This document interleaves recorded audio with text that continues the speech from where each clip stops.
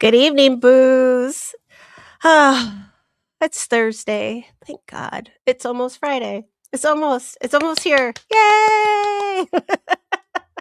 I know. I love black and white TV too. I love those old TV shows and I love all that vintage stuff. Yeah, that's kind of why I went with that. Plus I think I'd look better in black and white. Well, black and white, and then if I could just still have my hair red, I think it would look really cool. But all right. We are going look what I found for us. I actually found something. I have this. And then I also have this one for the video tonight. Or well, the Google slides that I put together. So, um just in case cuz I don't want anybody to get like upset or offended or vomit, especially vomit. But yeah, I'm just looking out for you guys. But we do cover dead stuff on this channel, just to warn everybody. Um, and then we do have our side tangents with cats and dog stuff. And, yeah, whatever else tends to pop up. But tonight we're continuing with more dead stuff. And Darlene, what's vomit? Darlene, I'm not worried about you. You've seen it all. You're probably just fine. You're probably like me. The only thing that really grosses me out is our maggots. I don't even like saying the word because it's a little gross. But yeah, that's about the only thing that really grosses me out. And those aren't even that bad. So, I mean, I've seen some gross stuff, but well, I'm glad you're here, Mia. I'm even sleepy.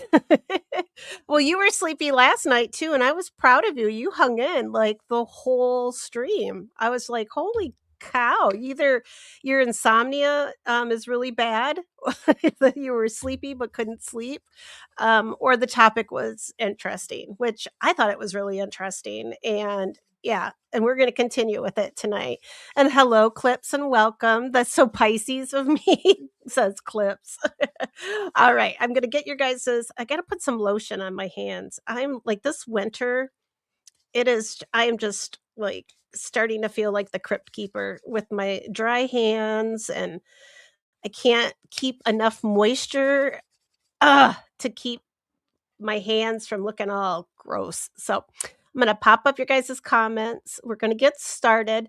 Um, well, let's see. Should I do the updates? Oh, see, I never know what to do first, but um, let's, I'm going to do a couple updates right here at the beginning. I'm just going to, since a lot of the, I'm losing my train of thought. A lot of the photos that I wanted to show you guys last night did not want to pop up because StreamYard was being weird. And I also noticed when I went back to check to see if I needed to edit anything in my videos this morning, I was so glitchy last night. So I don't know if it was my internet being stupid or what was going on, but yeah, it kept just being really glitchy. So I hope that that's not doing that again tonight.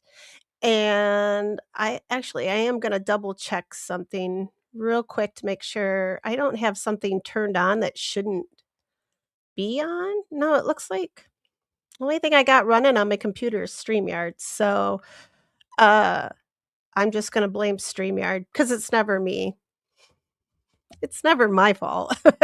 Yeah, it's usually always operator error. So, yeah. So I'm gonna update with these videos, or not videos, the slideshow, and that's where we're gonna start. And then after I'm done with the story on Burke and Hare and Mr. Vigo, I'm sorry, I can't stop saying his name. I love that name, Vigo. I've got to name a horse that. I'm gonna go buy a horse and I'm gonna name it Vigo because it's just gotta happen. It's gonna happen for me. And I've also have to add that I have been abused in my own home and I'm looking for help. Tansy scratched me on my lip in the middle of the night, and she tried to pierce my eyebrow last night too. I am so sore in her oh, she heard me say her name. She's all stretched out with her pet kitten, so yeah. Viggo Mortensen, yeah, I love him. Yeah, I loved him. Well, I don't know what he's doing now, but yeah, I loved him, like, in Lord of the Rings, and yeah, Viggo's a good name. That's gonna be a horse name. And hello, Stevie. Stevie Rita Lombardi Irwin. OP gives the best nicknames to all of us. All right. And yes, he is a very good actor, especially when what movie was that? He did oh see now here goes the side tangents, but we got a few minutes. Yeah, we're still good. We're still good. I try not to go past 15 minutes with side tangents because that's going to be the end of the stream. Just so we can keep everybody keep things moving. Uh, it's going to be a struggle, guys, but I can do it. I have faith. No, I really don't. I don't have any faith in myself. So you guys have to help me out a little bit. The squirrels are I'm all hopped up on Taco Hell and I had a huge midnight Baja blast thing. So man, I've got some caffeine and sugar surging through me right now. But and hello Ernie, welcome. All right. What is oh, and hello. So equal parts Bert and Ernie. Now I don't know what to call you anymore because your haircut to me, you have been. So I don't know. Should I just call you Bert? You let me know what you want to be called, and that's what I'll call you until I can think of another nickname for you. So because I don't want to call you something that you're going to get upset with me and then come for me. I can't have that. But anyway, and clips, you know what? I very easily can fill probably I could probably do a 6-hour stream where I just sat here and just spewed all the verbal diarrhea at you guys and uh, hours of it. I could do hours of it. Like I could never shut up. Just keep the caffeine flowing. It's bad. It's really bad when I get hopped up on sugar and caffeine. Like I try to avoid it, but today I was feeling I don't know. Taco Hell called and I answered and it might not be it's probably not the best thing for me, but I felt I deserved it. So, with that, Mia says, I just they reopened the Taco Bell in Diet, Nebraska. After a fire? Holy crap. I could see how oop, it's right. I don't know if you guys can hear that in the background. Probably not. Hopefully all this stuff is working so you can't hear that. But yeah, so we have a metal roof and it just started to downpour outside and it's coming down. I can hear it through my headphones. So yeah. And Mia's humming the Mary Tyler Moore theme song. I can't remember that one. Oh shit. I was gonna try not to swear immediately, but are we past 10 minutes? Good, we're past 10 minutes. I was gonna look up Ray Stevens. I think I can do that still though. Maybe I'll plug him in. I got copyrighted last night. It doesn't count for anything because it's okay that I used it, but it's still a copyright thing on my because of the new video that I made, even though I was supposed to be able to use that since I pay for the service. Apparently not. So that's why I changed the music to the intro tonight. I'll probably get another one because I pay for it, so I should be able to use it, but whatever. So, work in progress. That's me. So yeah, I'll find that Ray Stevens. I'll play it at the end tonight. So cuz I have the Sitting Up with the Dead one. I think that's the name of the song too, but I'm going to look it up. Um and equal parts Bert Nerdy says, I needed a tomb cast tonight. Thanks for being on. A lot of energy around me last few days. People passing and secrets revealed. I hope nobody really close to you passed, but still condolences if there were friends and any kind of family, right? It's still sad. But secrets revealed. I tell you, I know when my mom passed away, going through her stuff, whew, secrets. That's why like I gotta make sure something happens to me. My bestie is the one with my like, my passcodes so she can destroy everything. So nobody finds my Google searches. She's gonna come in and delete all of that stuff. Did I see somebody say hi to Girl Ryan? Where's Girl Ryan? I see your name, but I didn't see her pop up. I don't have her. Where are you, Girl Ryan? I don't see her. Uh-oh, why can't I see Girl Ryan? Oh, no, what happened? Am I missing anybody? I am not stoned, Steven. There she is. Okay, now I can see you. Hi, Girl Ryan. All right. Mia's like, "She was here. People are disappearing." Oh, uh, Bert says you're gonna be Bert now till you tell me otherwise. "I woke up yesterday to a phantom knock on the door. Anybody ever have that?" Yes, and never answer it. Never open your door.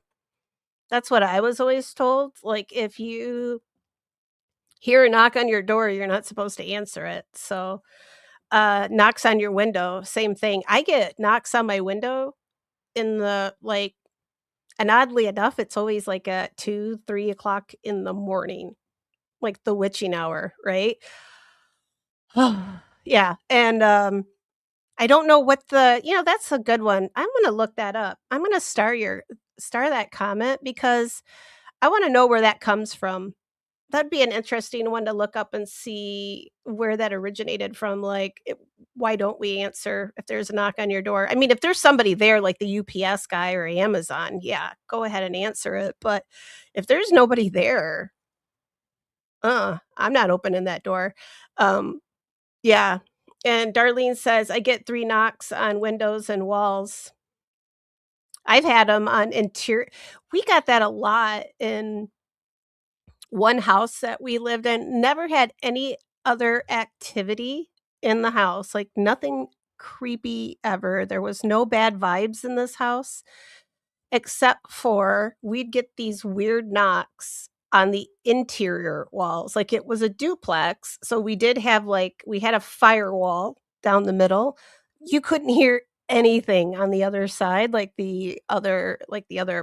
um the other part of the duplex on the other side, you couldn't hear anything over there, like, it was quiet, and these guys partied. So, if we were gonna be able to hear something, we would have for sure heard something. And we would down the hallway, like so there was a hallway, then the firewall, and then the bedrooms were on the opposite side, and we would have knocking just on those down the hallway on the inside wall. I am not explaining that right, but there's knocking where there shouldn't have been knocking is kinda where I'm getting at, and, yeah, it was so weird because we never nothing else weird ever happened there, just this weird knocking all the time, so, we thought it was, like, my boyfriend at the time was like, "Oh, it's probably pipes," but there were no pipes in those walls, like, all the pipes went under the house, so, still never could figure that out. Um, let's see. But let's see. Banana is doing letters. Oh, that's good. Good girl. Study hard. Zelda had that story. I'm gonna look that up. Banana. And Bernie says I'm multitask. She's being a mom right now. Teach those letters. I get it no matter where I am. So just wherever you go. See, I don't. Like, I've lived places where I haven't had any experiences. So, that's why I've always thought it was weird, like, when I would come home, immediately, as soon as I would be back home in the old house, stuff would just start popping off. So, I know for sure that house was haunted. There's no doubt in my mind that it was haunted. Oh, you guys like my glasses? Thank you. Um, I finally figured out I think I got the best angle on these lights so that you can actually see my eyeballs when I'm wearing my glasses. So, because I really do need them so I don't have to sit here and squint the whole time at you guys when I'm trying to read stuff, but, um and Mia thinks they're cool she put it twice in the chat, guys. And Darlene says it's supposed to be the Holy Trinity. Yeah. Well, I always think of that. What's that one song? Mm, Is it Tony or don't ask me how I know this music stuff, guys. Tony Orlando, right? The knock 3 times on the ceiling if you want me. That's what I always think when I hear 3 knocks, or I did 2, but 3. That's I always think of that song when I hear, like, 3 knocks, but, um, I have ones like that, navy and tortoise. I have these in green too. Like, they have, like, a green band underneath them, just like these. These are like a pink color. Usually, I don't like pink, but I thought they'd look weird, but they don't. Knock, knock.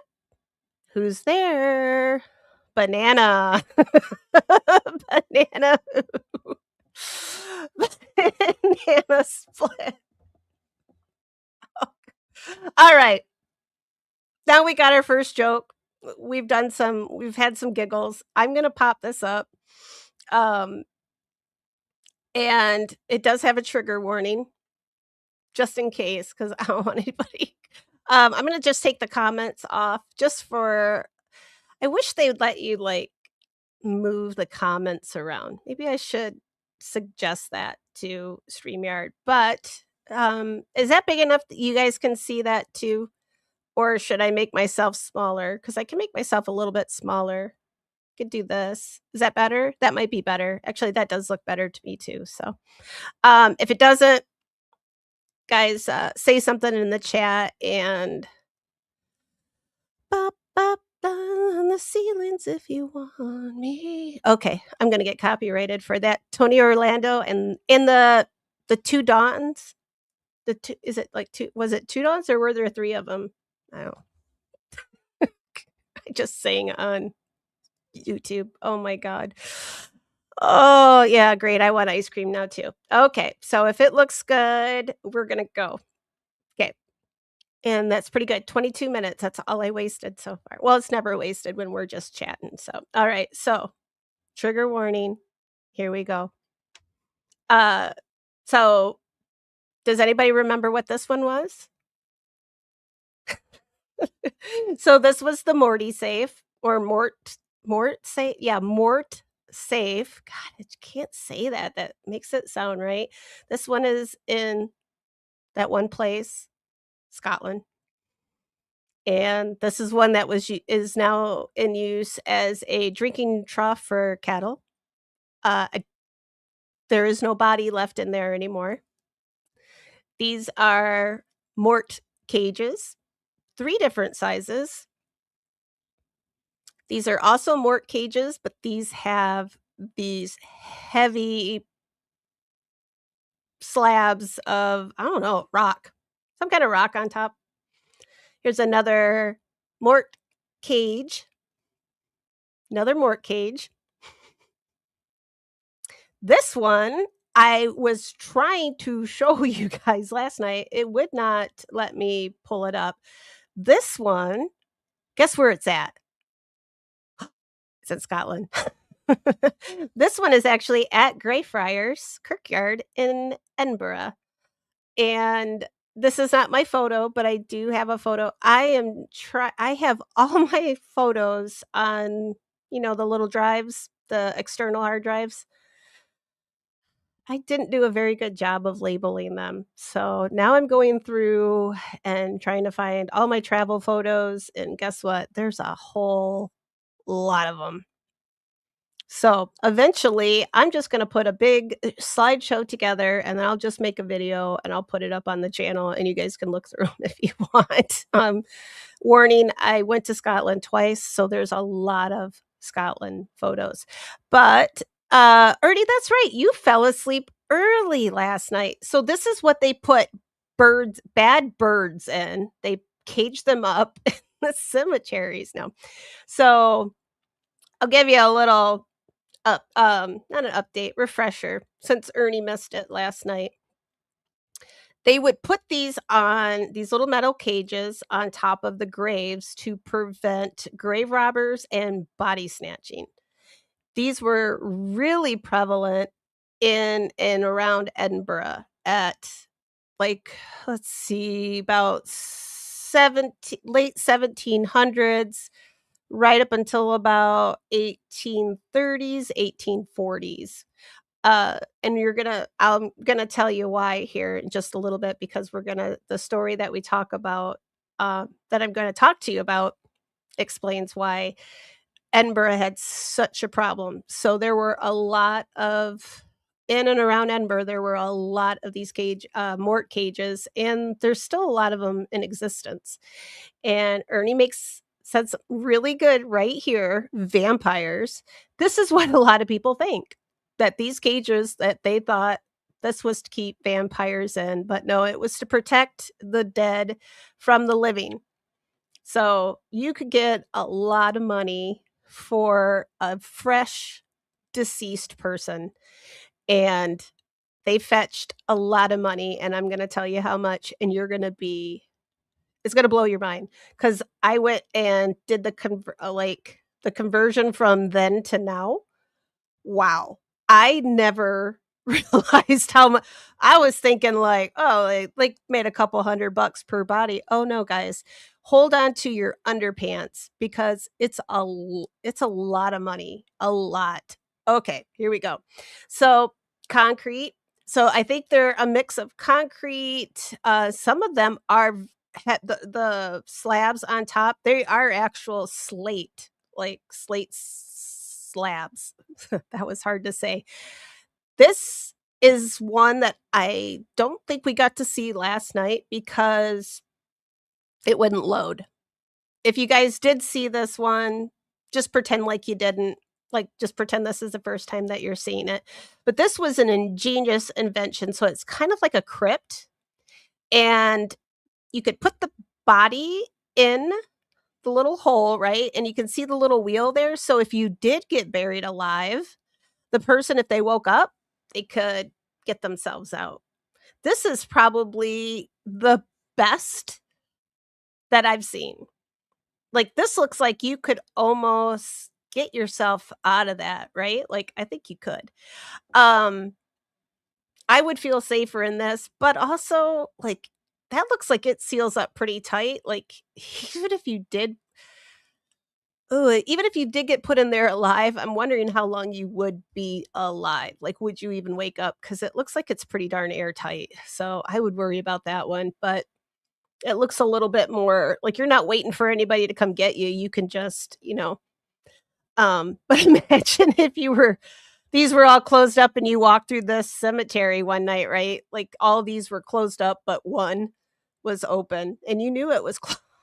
It's like crap your pants.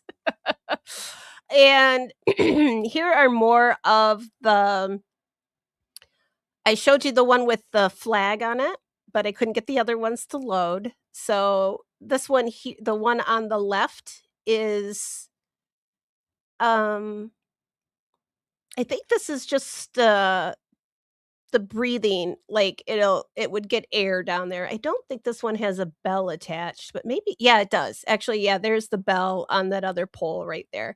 So that's a bell system. There were a couple different styles of bell well, there was more than a couple. And this is one of the safety coffins. As you can see, it has a little hole in the top, and that would be for the tube where you would have the little string or whatever you needed apparatus to help you signal that you were alive inside there. And Darlene's like, nothing surprises me. Mia says, dude, that mortician doc, Goldfield. Oh my God. Yes. I'm talking about body snatchers, right? Do you agree, Mia, that that's going to tie in very nicely with everything that we're talking about right now? This is 1800s. That was the 19 what was it? 1980s, right? So, it's not that long ago. Most of us were alive in the 80s, right? So, the shit's still happening because I consider that a form of body snatching, right? And hello, Jen. And I'm waiting for your email. I think I might have gave you the wrong email last night. I think I did. It's graves, ghost, and DNA. So hopefully, um, yeah, all together, graves, ghost, and DNA. So I was hoping you would pop in because I want to hear your story. So and let me know if I can share it too, because I'm like on pins and needles. I'm excited, especially if it's a ghost story that you're gonna tell me. Like I'm, woohoo! I got little goosebumps. Yeah. Imagine having someone's eyes in your head. Oh, I don't know. I watched what was that movie? I'm trying to think. It's an old one. It was with Will Smith, and didn't he like it had the jellyfish and somebody tell me if they remember it, but he like donated his eyes and organs and but then he unalived himself with a jellyfish. Does anybody remember that one? If not, somebody look it up for me because I think I might want to watch that one again. It was very interesting. And Ernie says, I wonder how many people were buried alive before that made the belt. God, Ernie, you gotta go watch part one. But I'll let you know because we'll just do a little. That's why I was gonna just do a little update first. So it could have been anywhere a few hundred people to a few thousand people. They really don't know how many people ever actually got buried alive. There's no real documentation that it happened. There's no documentation that anybody actually was ever saved by a safety coffin, by the bell system or any of these survival methods that they put in place. But people definitely bought into this. There was a very real fear of it. So one of the examples that I gave is when people like we talked about the witch, uh, Joan White in Cornwall. She passed away 1815, right, in Bodmin prison. She was a witch. That was 1815. So this is right around that time period. So people where they couldn't what they couldn't understand, it they had right there was fear around anything that they couldn't understand. And medical science didn't have the knowledge yet. They didn't have the instruments to tell if people were alive or dead. Well, yeah, they couldn't tell. Yeah, exactly. They couldn't tell if they were alive or dead. So they didn't have stethoscopes. There weren't pulse ox. There wasn't, ECGs. There wasn't anything. They could just feel your pulse. They could watch your chest. They would put the mirror up underneath your nose to see if it would fog up. That's all they had. And when those things all proved like there was nothing, they had to sort of just, well, she's dead or he's dead. And they'd wrap you up, put you in the ground. Sometimes some diseases like the plague, like, well, maybe not the plague because usually you die from that. Like that was pretty rough one. But people could get fevers and go into comas and come out of them. And people could go catatonic. All these, there's a lot of different reasons that people could go into these comas and not be dead. Whether I'm I'm gonna say I'm on I am gonna say yes, it probably did happen. Did they wake up inside the coffin? I'm gonna think that once they were in the coffin, if they were already, like, in that state, it probably didn't take them long, unfortunately, to suffocate. I hate saying that because it sounds so rough, but it is rough, and I already put the trigger warning up, so I think we're covered now. And, yeah, then people would dig up loved ones or whatnot to move them, or I never quite figured out why they were digging up their loved ones to decide, to see the things. They would dig them up they would see scratch marks on the insides of the coffin lids. The you know, when they put them in there, right? Like maybe grandma was resting with her hands crossed over her chest, but then when they go in there, grandma was like, she looked scared, like she had panicked, like maybe she woke up in the ground. But that's all part of normal decomposition as well. So even doctors, they said some of the positions that these deceased people were found in didn't really fit with decomposition, so there probably were some people that were buried alive, but probably not like what gets like, people still talk about that, right? Like, so many people got buried alive. Probably not that many. Uh, it happened, but not that many. And on with the story. And me, it's like outrageous. Still the mortician, right? Yeah, 100%, and it was just the 1980s. And it's still, it's still happening other places because it's not our shady, like I said, shady shit goes down with some funeral homes. We know it. It's still happening. That, the funeral home out there in Colorado, that was just this past summer. So, I don't think they were selling body parts, but they were stacking them up. So, that's another one I think, Rock Chalk covered that, and I wanna talk to her and see because I think she went out there, so I'd like to kinda talk to her and see if she wants to come on and talk about it. So I'm gonna reach out to her, because that'd be a good one too. That definitely falls into the scope of the channel, dead people, but, that's another, like, the funeral homes are just, ugh, it makes you hard to trust, right? Darlene Darlene got put on notice last night that her comments are getting checked, but guess what? I just threw that one up there and I didn't even check it. So, Darlene, I always forget. So, yeah. um, Girl Ryan says that looks like the travel backpack for cats. Yeah. I want one of the ones with the little bubble one that has the wheels on it, and then you can just push it along with the cats inside of it. My cats would just go ape shit inside there. It would not go well. Here's an example, one surviving example. There's not very many of these left. I am not sure what cemetery this is even located at. It didn't have one. It didn't mention what it was.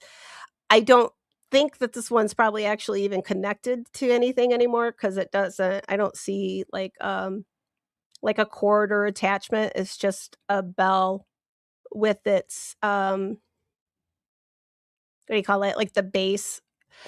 But here, and then we saw the window. This is the doctor. Oh shoot. I already forgot his name. This is the one in Connecticut, I think. I already forgot. But we talked about it yesterday. So it's in part 1. And this is the one in Bonaventure Cemetery in Savannah. This one I remember because this is where we're going to take our class field trip eventually, right? Right, guys? And as you can see, it's a little different kind of a bell system. And I think this is similar. And this one is still, I think they said this is the only one that is still in working order. And how they know that, I'm I have questions. But this looks a little more, I like this. This looks a little newer though, like, it doesn't look, as old. So I really want, people there's videos of this too if you guys want just, Bonaventure Savannah Cemetery, grave bell, if you guys wanna go check out some of the videos on it. I hope to go there and make my own video eventually. So, someday, maybe when we do our class field trip. Oh, I put that one in there twice. Sorry, guys. This is an example of a guardhouse for a cemetery. And they had these where they actually hired guards to keep watch over the cemeteries, and they put big fences around them. So actually, more cemeteries during this time period were more fortified than most of the prisons were. And all right, Jen's gonna double check, Jen, and I'm so sorry about that. I know. Please sending again. Okay, I'm so sorry. Darlene's itching her nose because of the mirror under there. Um, and let's see. I'm just gonna go through I'm getting behind on your guys' comments. I'm trying to go through as I update us here. Soon as I got here, there's another emergency. It hasn't stopped for. Oh no, I'm so sorry. Oh, yeah, you catch us on replay. You go take care of yourself, hon. I'll send out some good juju for you, okay? Yeah, take care. Oh, I'm so sorry. Oh, all right. Gotta keep going. Send out good juju for Bert. Um, and let's see. Yeah, good luck. Okay, you guys are we're very supportive chat. I like it. I feel bad. Yeah, God, there's been times I'm pretty sure that I've slept so hard that, yeah, it was always a joke when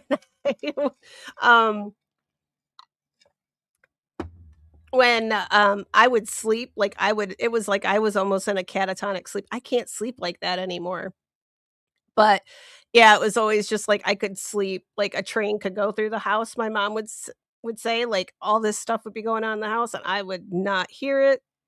I'd just be out. So I would have been one of these people probably buried alive. But and decomposition is a fun word, Ernie, and that means you're in the right place, right? Um, to hello, Dawn Marie. Welcome to Dead Air Time. Trigger warning. I'm gonna throw that out there, but I already threw up that. Here, I think I got here. Nope, I don't have it right handy. I should throw up another one here. Um, Johnny Bump. Those Oh, goodness. Okay, now we're, entirely people are dying to get in and out. Alright, so here we go. Here's another example of a guardhouse, and this is also in Scotland, and you can see it's very lovely decorations. It's beautiful. The skull and crossbones, it's very pretty, and guess where this one is? It's also in Scotland. This one is at Greyfriars also. You guys have heard me talk about Greyfriars. Very haunted, very beautiful. Tom Riddle's buried here, as well as Professor McGonagall's husband or father, I don't know. There's a McGonagall buried there. Okay, with that, that's our update. Now we're gonna get started with grave robbers. And the first one I'm gonna talk about is let me pull up my notes, and I think I've figured out my note system here. So let's do this. Uh-oh, maybe I haven't figured it out. Yep, okay. So here's Edinburgh. This is the Grassmarket district. That's Edinburgh Castle up there on that big old hill. I had lunch. LDB fell asleep. Right over here, there's a little chip shop. Let me see. Oh, I gotta move my see where the little if you look kind of see where the castle is, and if you look directly down, there's a little red phone booth, and then right behind it, there is a red awning. That's a little I think that's yep, that's the little chip shop. Uh, we ate there the first day we flew into Scotland, and this was LDB's first big trip out of the country, and he fell asleep in the chip shop. It was so cute, and I was trying to carry him because our hotel was directly across the street, and Greyfriars Kirkyard is, got a point, is this way. So, Yeah, and our hotel was right up along the backside of, Greyfriars, but yeah, I was, like, half carrying him and, but this is the general location of where some of these Burke and Hare, aren't they handsome? No, they're bad guys, bad men, but so you're gonna hear this. The Scots think everything that they do is the best, but they really did have, 1827 in Edinburgh. The city was actually very famous for their medical school, and it was considered the best in the world. Students from all over Europe came to study anatomy.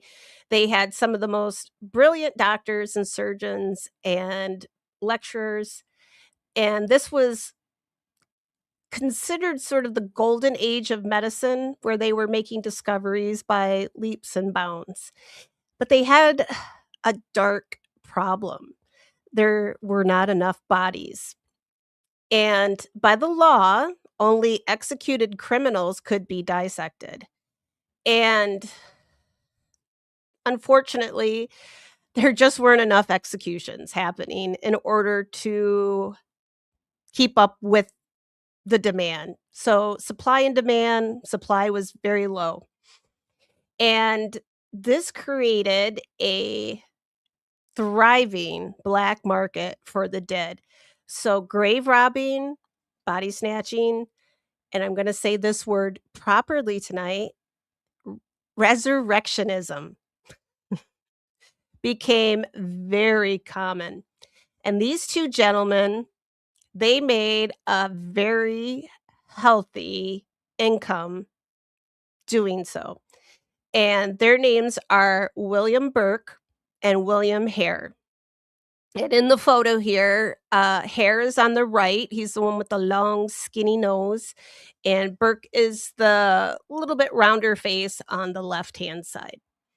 So, these 2 were accidental friends. William Hare, he was running, kind of a pretty shitty lodging house, and this was in the Westport district of Edinburgh, so it was poor, overcrowded, and William Burke, the guy on the right, he was a Irish laborer that came in. He was kind of a drifter. He went from job to job, and he was lodging here at William Hare's. God, that's hard. Yeah, William Hare's lodging house. And he had a friend, his companion, and her name was Helen McDougall. And in late 1827, a elderly lady of Hare's, well, she died of natural causes, but she left a bill. She hadn't paid Hare rent, and she died. And Hare, instead of taking her body to get buried, he enlisted Burke's help, and they took her coffin, they weighted it down, and then they took her body and they sold it to a Dr. Robert Knox, and he was a very prominent anatomy lecturer at the Edinburgh Medical School. They got 7 pounds and 10 shillings for her corpse. And can you guys guess how much money that is now? You could put pounds or you can put US dollars. Put it if you wanna put it in the chat, and then I'm just gonna pop back up here, and I'm gonna look at you guys' comments real quick because I think Stevie had something about nice sideburns or something up here, so but so, yeah, so 10, what did I say? 7 pounds, 10 shillings. Doesn't sound like a whole lot of money, but think about inflation. This is, 1827. And Charlie says, "The only time I could sleep like that is from anesthesia." Yeah, nowadays, that's the only time I will be, like, completely out. And, yeah, Scotland is beautiful, darling. And Stevie says, "Nothing like a good old cardigan and extra long sideburns." I know, look at and his come to, like, a nice little point there too. He's it's pretty good. I like that comb over he's got going on there, though. That's, whew, that's a doozy. Um, and let's see. One looks the one on the left looks like he could be a werewolf. Yeah. Wait, yeah, did I say yeah, that is Burke. Hare is on the right. He looks like somebody. Hare on the right, long, skinny nose guy, he looks like somebody, and I can't place who he looks like. It'll come to me. I'll wake up, in the middle of the night and see Girl Ryan says 50K, little little lower, $10, 5 500 to 1,000. Tiff says, "Hi, Booze." Hi, Tiff. I bet they like haggis. Yeah, I bet Hare does, but I bet Burke didn't. He's Irish. Yeah. Dracula. Dracula and Wolfman, right? Just 10, just 10. Alright. Well, you guys are Jen is pretty darn close with 5 to 10 5 to 1,000. So, it's about 900 pounds in the UK today, or it's about $1,200 in US money. Girl, Ryan, your grandpa was William Burke? That's freaking great. I'm gonna pop that up here because I wanna remember that when I go back to edit. Oh my god. Um, did he say anything about having a history in body snatching? No. He'd have You'd have to be really old if this William Burke was your grandpa, though, unless it continued to be a family name. But so when, Dr. Robert Knox, he bought the body, he paid Burke and Hare, and he didn't ask any questions, not one. And that should have been the end of it, right? They just made 1,200 bucks, right? They should have walked away, they could have split that. You get 600, I get 600. That should have gone a long ways. I can't imagine how much, rent would have been in the slums of Edinburgh at that time, but I can't imagine it was more than $600. But it wasn't the end of it. It was just the beginning. Because what happened? These 2 bastards, they got a little too greedy. So they realized very quickly that a fresh body was worth more than one that was dug up and stolen from a cemetery. And grave robbing carried a lot of risk. So you had watchmen, you had angry families, you had iron cages over graves, and some of them even would have booby traps. But if someone died inside your lodging house, there was no grave to rob. And their method became horrifyingly efficient.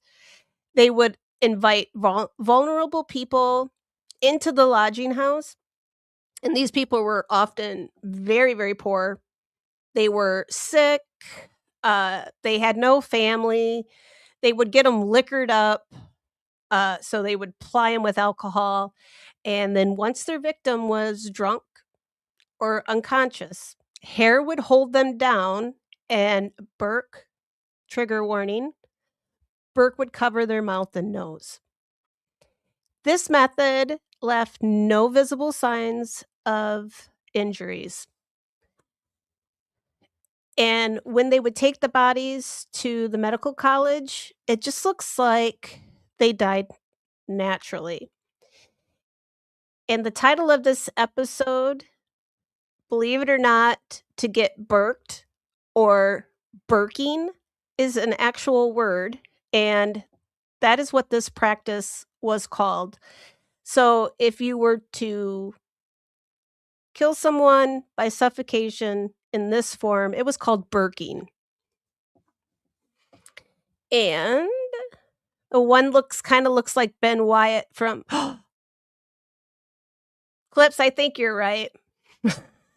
I think you're right. I think that's who his eyes are, like, insanely huge, though. Um, before they could tell from the eye thing. Topeka.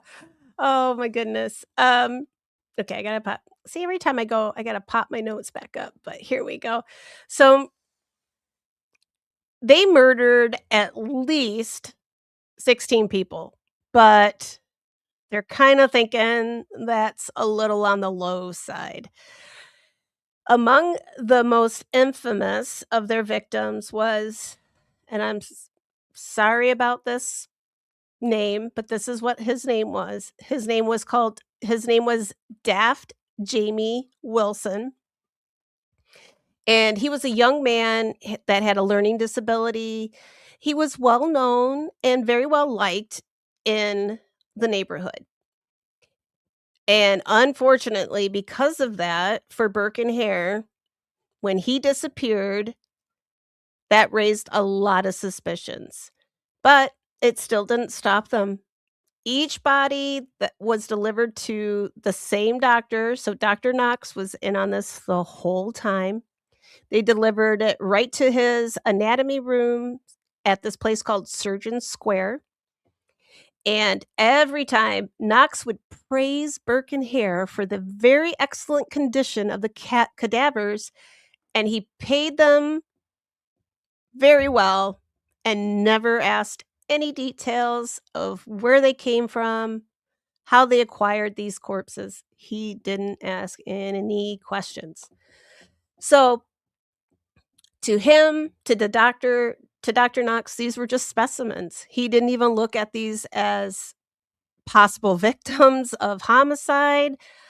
These weren't people any longer. These were anatomy specimens. So, and to Burke and Hare, this was their income, and they were getting filthy stinking rich, right? So I think one body got 1,200. Uh, I mean, they were just all this money, right? So the murders, they could have probably gone on even a little bit longer, but unfortunately, their final victim, her name was Marjorie Doherty. I think it's pronounced Doherty. So it's Docherty. I think we've got that is a photo. That is Madam McDougal, who is supposed to be God, that is a very different looking photo, or drawing of William Hare there. He looks even more, freakish.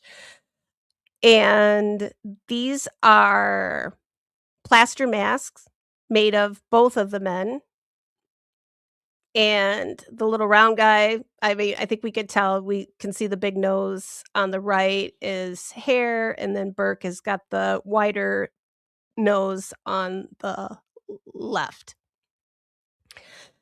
And this is essentially what they would do. One would hold them down. Wait, I don't know what the hell's going on in this photo. Oh, we're gonna go past that one. Okay. Actually, here, we'll go back. I'll leave it on this one because the other one's not too great looking. Um, you guys are finding a lot of similarities in these. So, girl Ryan, she has a grandpa named William Burke. Her brother's name is Burke, Burking. And then Tiff has an uncle, or yeah, Dr. Knox. Or sorry, she says she was talking to her uncle. Did you say Dr. Knox? Yes. Perhaps he's a relation, Tiff. um, so their final victim was Margaret Doherty, and she was an Irish woman who was staying at Hare's lodging house, and she um was lodging there in October of 1828, so now it's been almost a full year that they've been up to their little shenanigans, and other tenants became very suspicious when Dorothy she vanished suddenly. So, when Burke and Hare attempted to remove her body from the lodging house, the neighbors stepped in and they called the police. So, this time there was a body and then they had witnesses. And now they were caught red handed.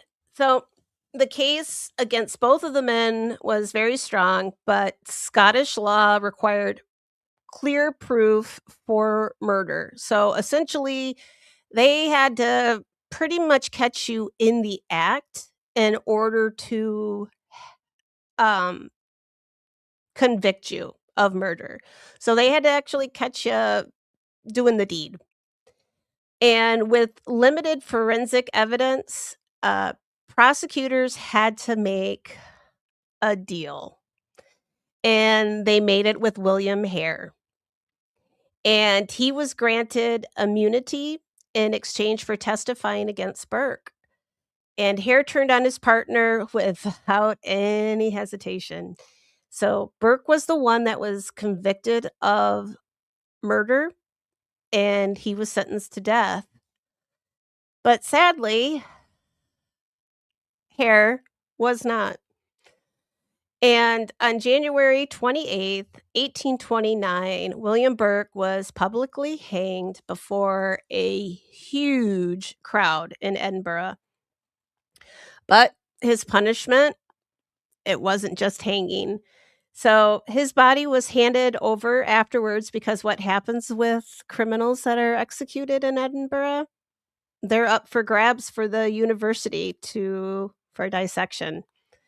And so what he had done to others by selling their bodies to the university, now he was the anatomy specimen.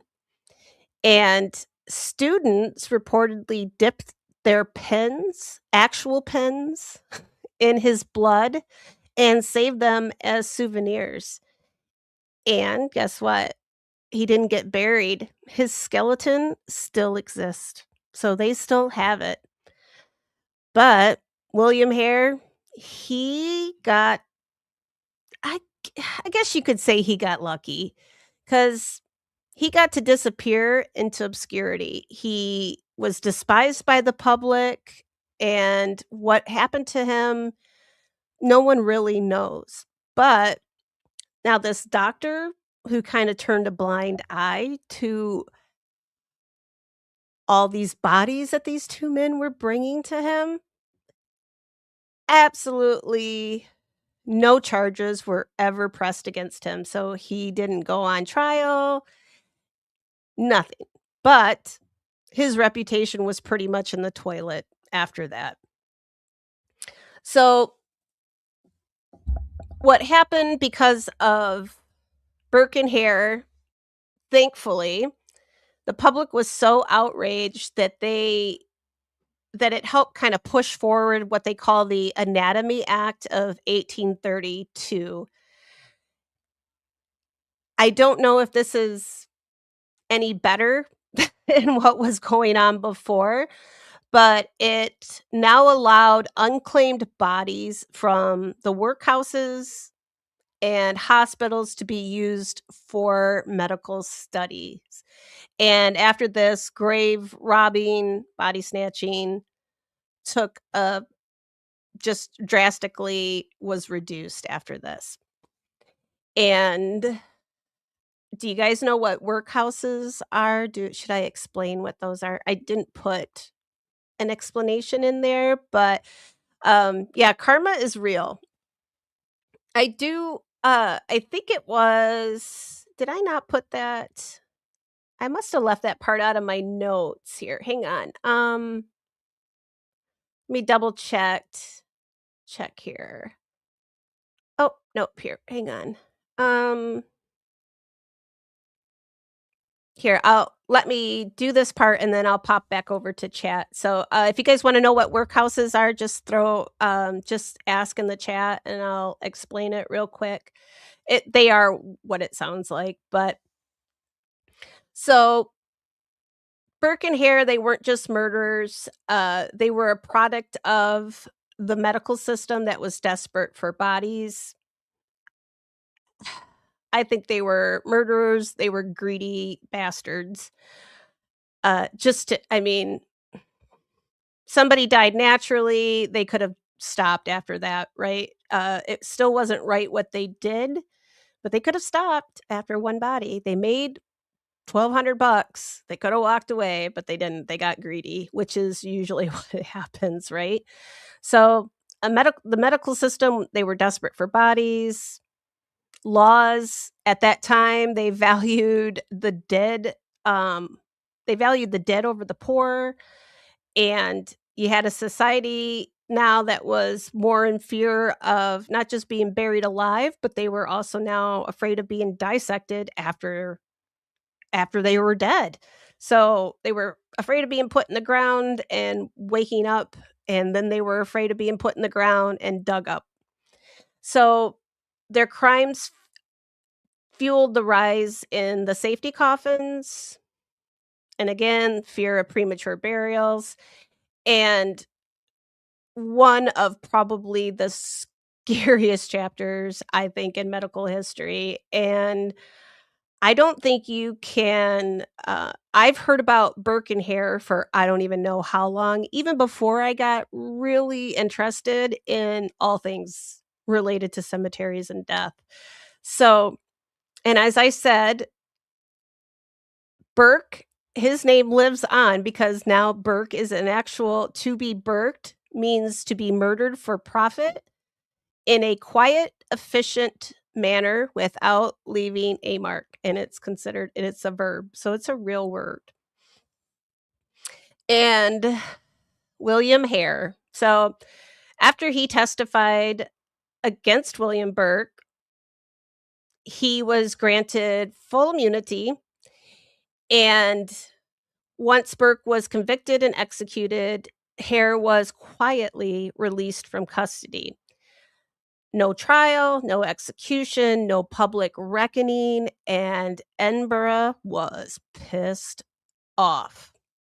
So when word got out that Hare was going to walk free, oh, these Scots got pretty darn pissed off. It was immediately crowds gathered, people were furious. They wanted both of these men to face the consequences. So, in order to prevent a riot, because we talked about yesterday, right? I talked about the New York riot where people died and they had to protect the doctors. Well, they were afraid something like this was gonna happen in Edinburgh too.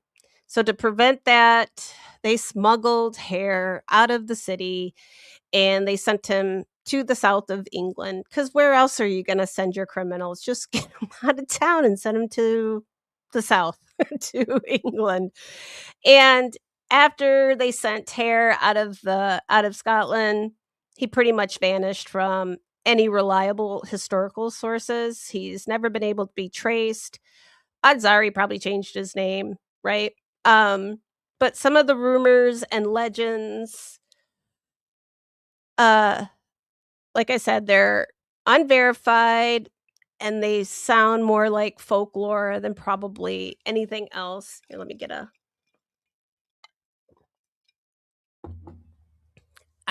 there we go. One of the rumors that is probably the one that I found the most when I was looking through all of this was that Hare was actually attacked by a mob because he did get recognized. I mean, he does have a face that looks like he probably could be pretty recognizable. And then another one said that he lived as a beggar in London, destitute and shunned. And others suggest that he died in poverty, um, And then others say that he slipped into obscurity and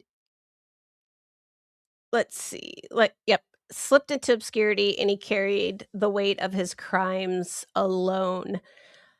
I don't think, uh, what's that term? Leopard doesn't change their can't change their spots or doesn't change their spots.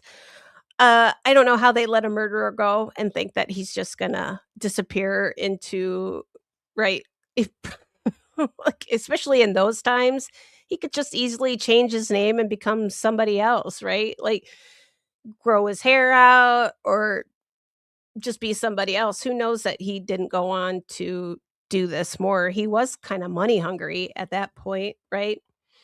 Um, so the things that they know about Burke or not Burke, wait.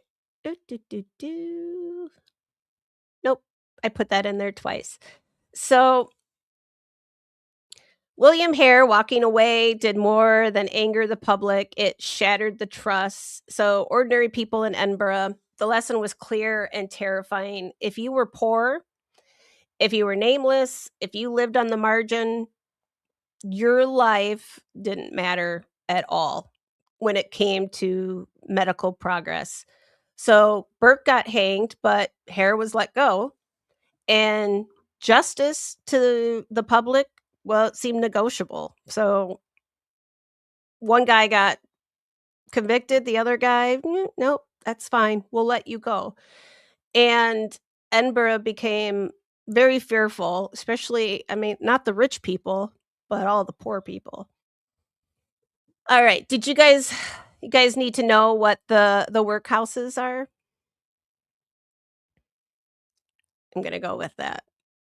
I'll just explain real quick, just for anybody that listens, on replay, just in case when Bert checks back in, so just in case she doesn't know what the workhouses are. These were places,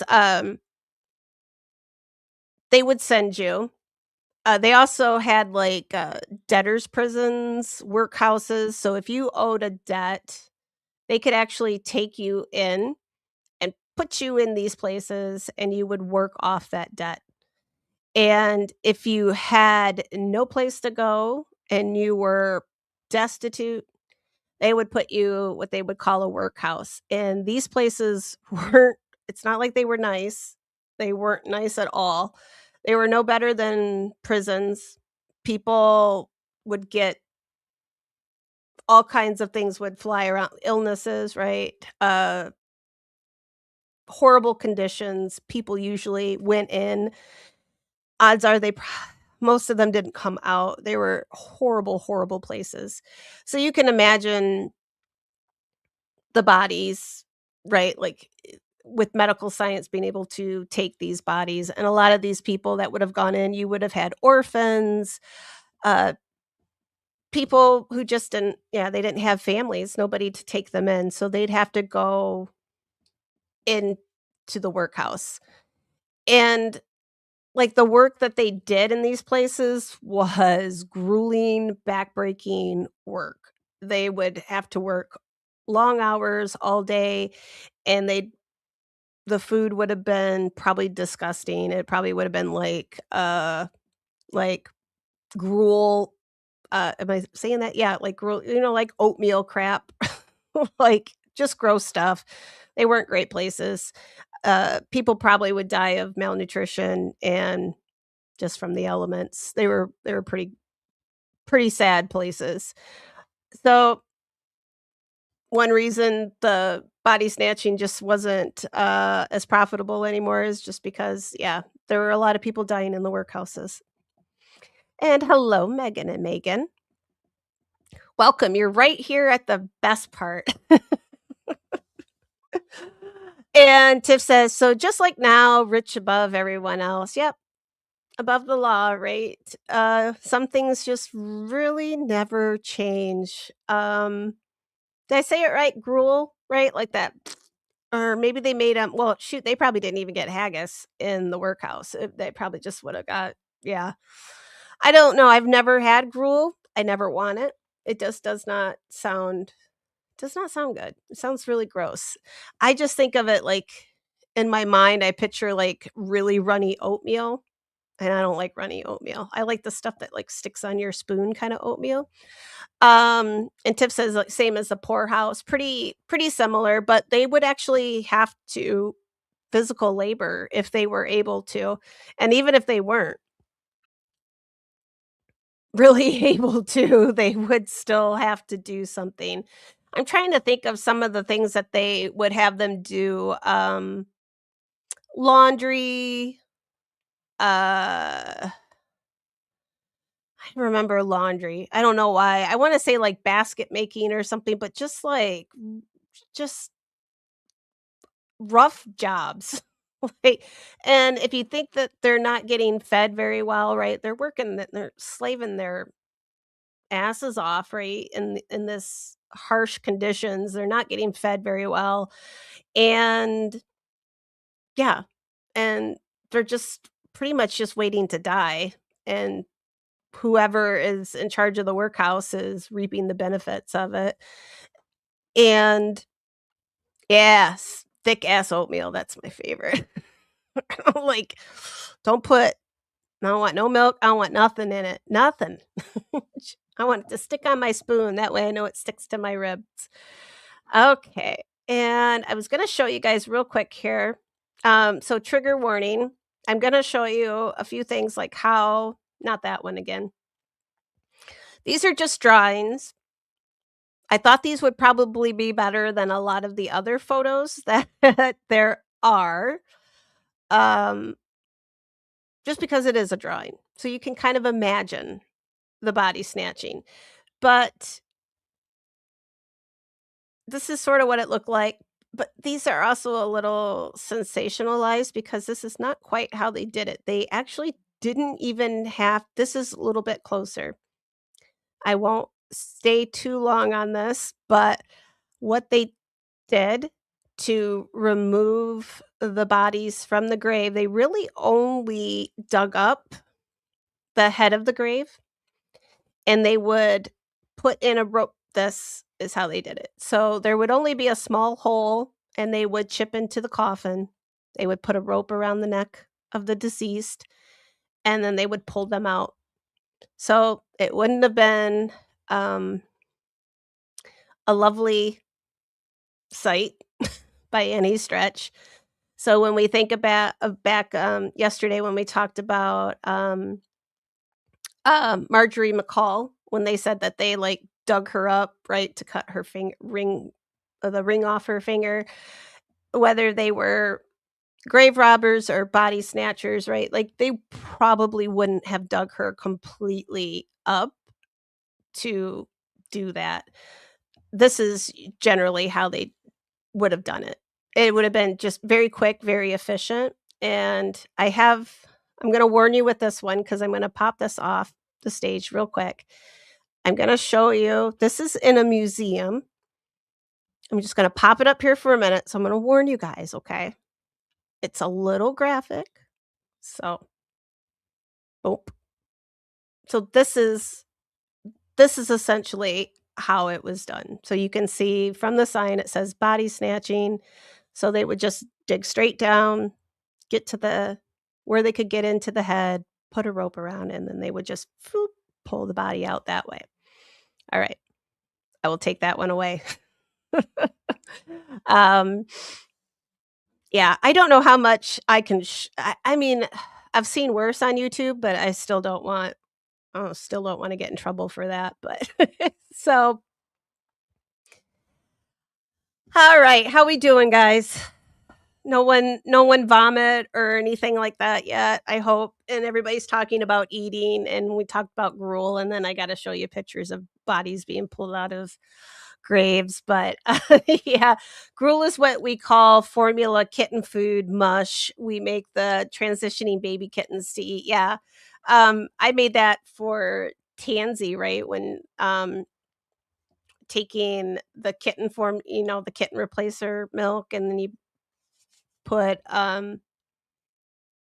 Like either the pate or you take the dry food and you make a little smushy mess out of it. I can't. Yeah. I know what you're talking about. Yeah. It's up here. I just can't get it out today.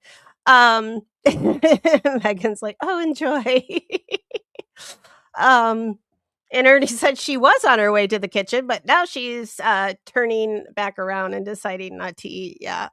Tiff says, "Men breaking stones, crushing bones for fertilizer, chopping wood. Women did domestic chores like scrubbing floors, laundry, sewing, and knitting in exchange for meager food and shelter." That is exactly what they did. Thank you, Tiff. I was trying to think, like, I know the women did, like, I remember laundry and, like, the sewing and yeah, but basically, right, the food that they would get would I wouldn't even call it really food, and even the shelter they got wasn't uh, when I when we looked at the photos of Bodmin Prison, when we talked about, Joan White, the witch, that would have been essentially what a workhouse looked more like a prison than it did like a lodging house. So, it probably would have been open to the elements to some degree, it probably would have been damp, cold, and hence why a lot of people died while they were there. And yay, Morg says, "Hello, Morg. I salute ya." Historical medical science in action, I tell ya. Mm, and Ernie's gonna eat anyway. Hey, I've sat and had lunch after seeing some really nasty stuff, like doing amputations and stuff in the clinic. Takes a lot to gross me out, but I don't wanna upset anybody either, so this one was a little heavy, but we're gonna talk before, I'm gonna talk about the Anatomy Act next, so that's nothing too gross, and then we'll talk about Vigo, because we can't leave the US out of this, right? Like, I know I talk about Scotland all the time, with reason, because I love Scotland. And Tiff's done eating now. I'm glad I could stop you all from eating. Darlene now wants Italian. Do you guys have Fazoli's where you guys live? Like, it's fast food, Italian fast food? I've been craving that for a couple days now. That's what I want. And they have, like, the best garlic breadsticks. It's so good. That's what I want now, especially now that Darlene said, Italian food. It's not real Italian, it's fast food Italian, right? Um, and tuberculosis much. Correct. They would've God, those workhouses were rampant with all kinds of diseases, right? Um, I I'm trying to think. I remember doing a genealogy for somebody whose a family member actually went into the workhouse for a year and came out of it. And I don't think, I'd seen very many cases of that. So and she immigrated from this was a workhouse in London, and she immigrated from London to, New York. So she got out of the workhouse, got out of London, got out of the country entirely, and ended up getting a better life in the US. So, since I was doing her genealogy, she did go on to marry and have a family. So, at least some people did get out, thankfully. Um, I talk about kilts too, but I talk a lot about Scotland because oh gosh, I know, but it is the best place. Food, and yeah, consumption would have been what they would have called it back then, or like what did they call it in the 1700s? I didn't they call it like the wasting disease or something like that too. Like it had a couple different names. Megan says we had a TB outbreak last. What? Oh, Jesus, Mary and Joseph, for real? So we should be beyond, uh, we should be beyond some of this stuff. I'm seriously, um, hearty ass character building right there. Yeah. Oh my god. Yeah, wasting disease. Whew! All right. Well, with that, let's go into the Anatomy Act and how this pissed people off. So, not that grave robbing and body snatching was didn't piss people off, but um, so the people after this, after they found out, right, they're like, "Holy shit, we don't trust the surgeons, we don't trust the doctors anymore." They're buying bodies. They're not even asking questions like, "What's going on behind closed doors?" Right? They're very real distrust of the medical community. So, they also realized too that they let a murderer go, and also a doctor had faced absolutely no punishment, and this confirmed the worst fear that the medical establishment was pretty much shielded by the law. So, if a man could murder 16 people and sell their bodies for study and then vanish untouched, what chance did anyone else have, right? So, fear of the poor becoming so the poor feared becoming property.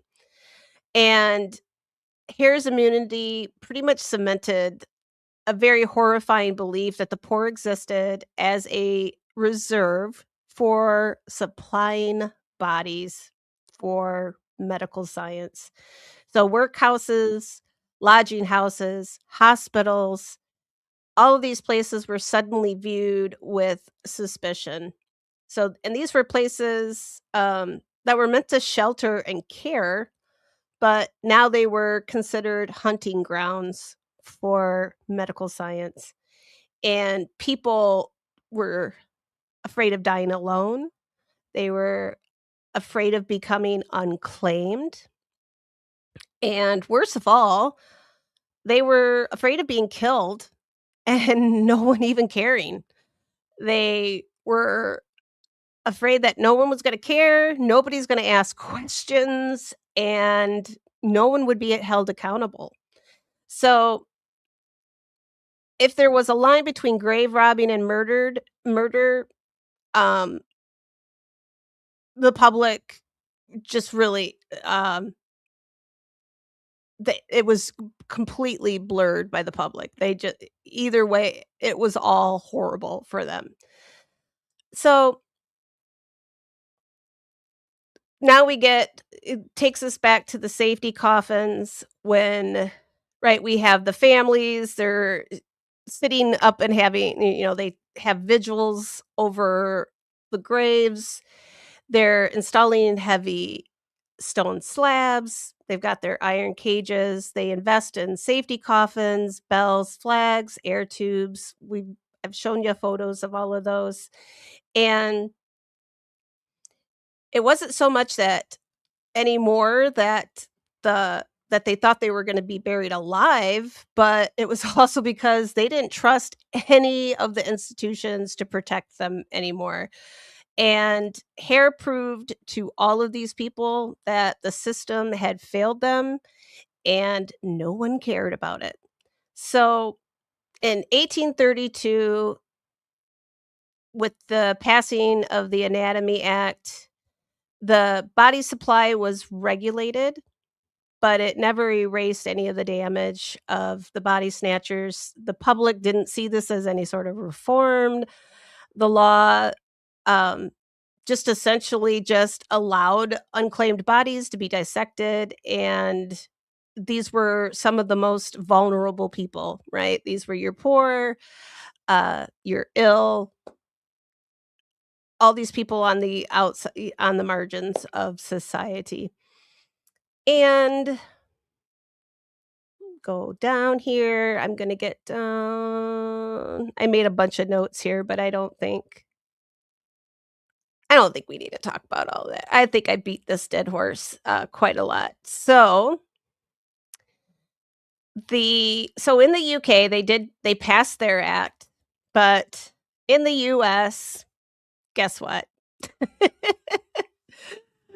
Oh, it took the US a little bit longer to get on board, and I'm going to talk about Mr.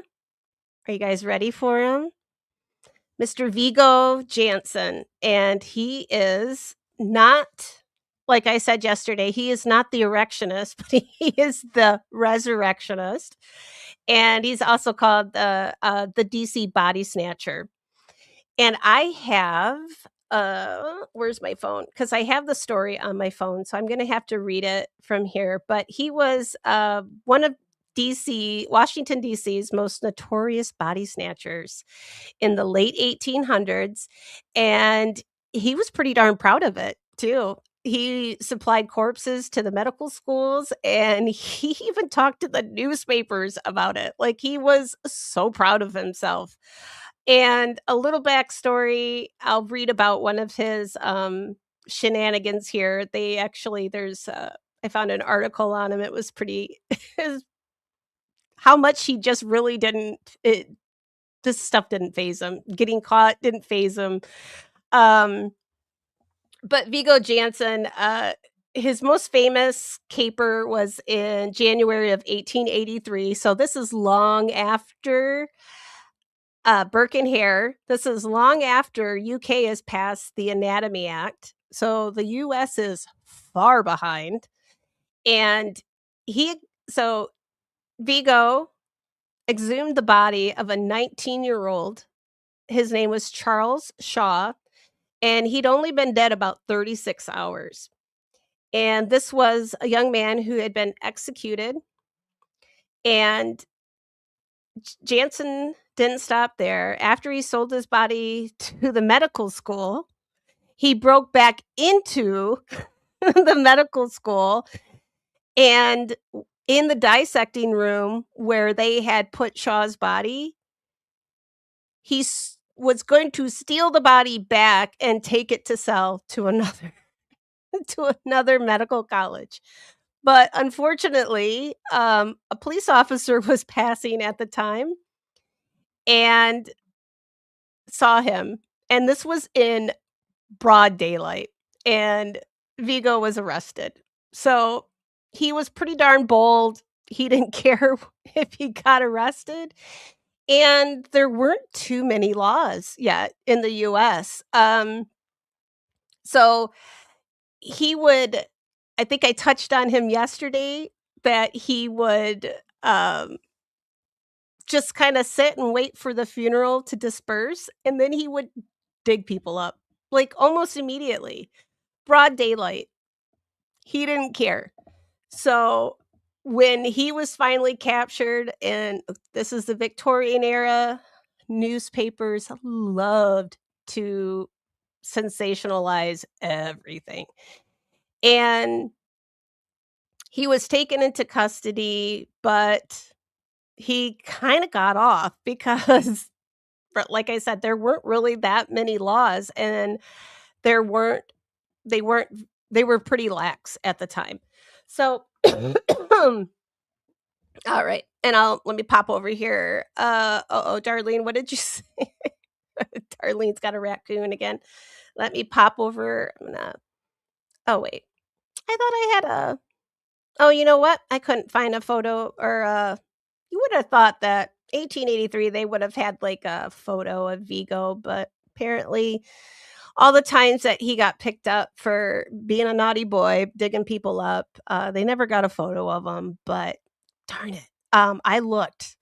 But I've got another story on Vigo too. He was quite the character. I mean, with a name like Vigo, I think you have to, right? He's Jeez, this guy never gave up. Uh, I'm trying not to trying not to laugh, and like him, but at least these people were at least the people he was digging up were already dead. Not like Burke and Hare who they were murderers, so it was a little different with them, but at least with Vigo, he was really just digging up dead people. Not that it makes it right. Like I said, he was going right after people were put in the ground, he was right there, and he didn't care. He didn't care if he got caught because he knew there wasn't much they could do, right?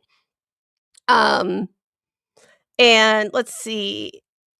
I've only met one person with TB, and he was from Great Britain. I mean, unle you could get tuberculosis from a monkey, like a monkey bite. Like, when I worked in medical, research, right? Like, we had to work with monkeys, and those little suckers are not nice. Like, I'd rather work with feral cats than research monkeys, because one of them bites you, and you've gotta go through all this stuff because they test them for TB, but even if they test negative, like, there's still all this stuff that you have to go through, it's just crazy. Ernie Ernie, how are you eating right now? I'm proud of you. I'm proud of you that you could eat after all of this. Ernie says they would totally use her for medical science. Just don't die in a poorhouse. You'll be okay. And Darlene says, "Shit, raccoon size of a small dog with me now." Is he just hanging out with you right now, Darlene? Just the I just see Darlene all the time, like sitting in her backyard, watching the stream and just hanging out with like some raccoons and some feral cats. And oh, hi, Winda Bros, welcome. Hey, I checked out. You guys should. I'll put Winda Bros link. I'll link it in one of the since I can't drop links properly because I don't know how to do that very well, but I will.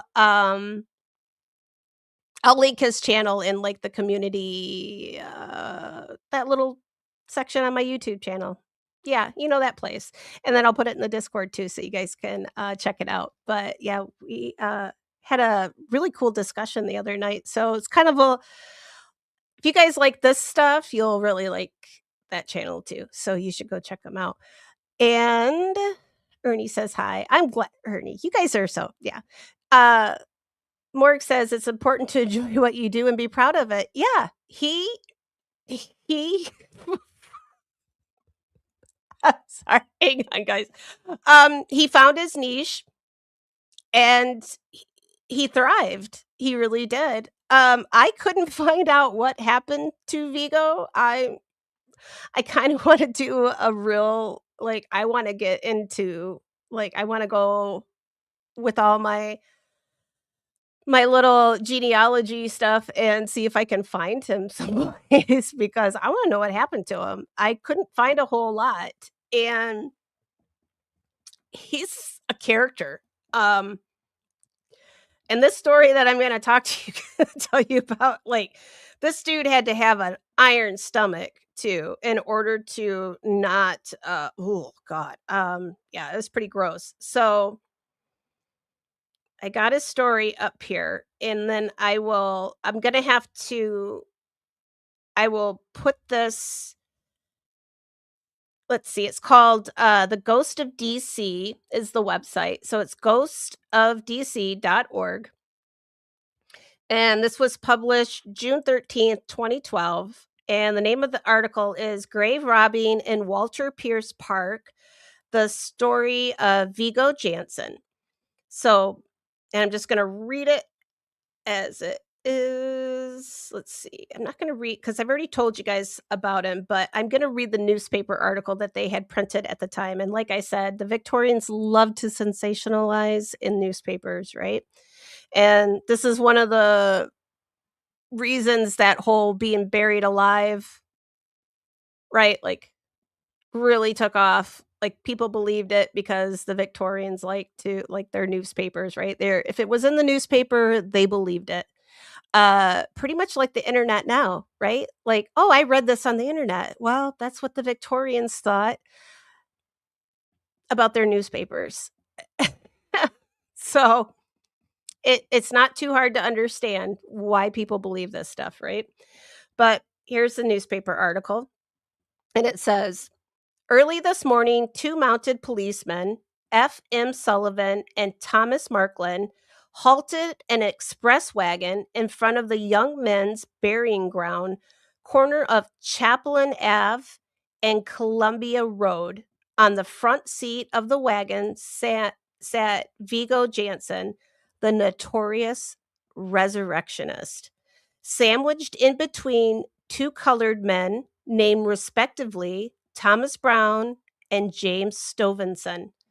Right behind them, in the body of the express, were the dead bodies of a man and a woman, both colored. Jansen made no attempt to resist arrest and was driven with his ghastly burden to the 2nd Precinct station house. The officers who made the arrest had been watching for about an hour, their attention being attracted by a noise in the cemetery. Jansen made no resistance whatsoever. He said he had taken up one body and put it back again, as it was not in a marketable condition. The Negroes were not so cool and appeared considerably frightened at their arrest. When the wagon was driven into the police station yard, the following was found painted on each side: C.E. Sill, 25-cent express, 5th and 1 Northwest. So I think the wagon was like a taxi sort of thing. And I'm just reading this word for word. So the language in here is not my language. This is how they wrote it. So I'm sorry if it offends anyone. So the body of a man lay with his head toward the inboard, and the woman was jammed up against the left side of the vehicle. It was evident that they had been thrown in hurriedly as they were taken up from their coffins. The stench was intolerable, and the policeman who candle in hand conducted a post reporter to the spot turned away with a shudder from the sickening spectacle. Jansen was found smoking a short clay pipe in his cell. He said to the reporter, "This is a bad night's work, but it cannot be helped." The reporter says, "You still pursue your old trade, regardless of consequences." Vigo says, "Yes," with a smile. "It pays better than anything else that I know of." The reporter says, "From whom did you snatch those bodies in the wagon?" Vigo says, "For the National Medical College and the Columbian University. If you will only call down on Dr. Adams, the demonstrator, he will get me out of here." The reporter asked, "What prize could you procure for this morning's haul?" And Vigo says, "Well, about $30. That is $50 apiece. The women and men sell alike." Jansen recently came out of jail for snatching the body of the boy Shaw, who was hanged here for murder. A few years ago, he was arrested in Baltimore for stealing the body of a young lady named Jenny Smith. The desecration of her grave was discovered by the finding of a scapular near her mound. Friends who visited the grave remembered that she had it round her neck when buried and ordered a disinterment. It resulted in the discovery of an empty coffin, and Jansen was arrested as the body raiser. He managed to escape. Jenny Smith was a beautiful young lady, and one of her arms, preserved in alcohol, is now in possession of Dr. Coroner Alexander Hill of Baltimore. And that's the end of the article. I tell you, they had a way of putting things back in the Victorian era.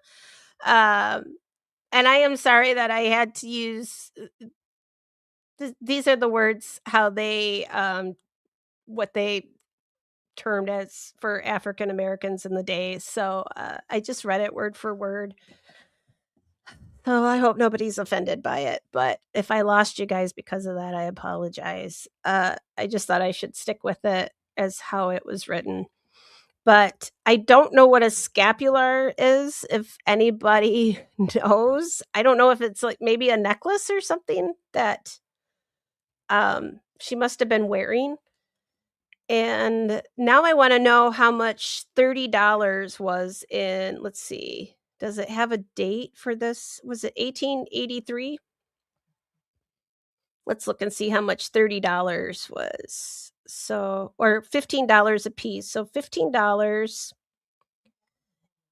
wait, $15 in 1883 worth today. Damn, that is a lot. That is a lot of damn money.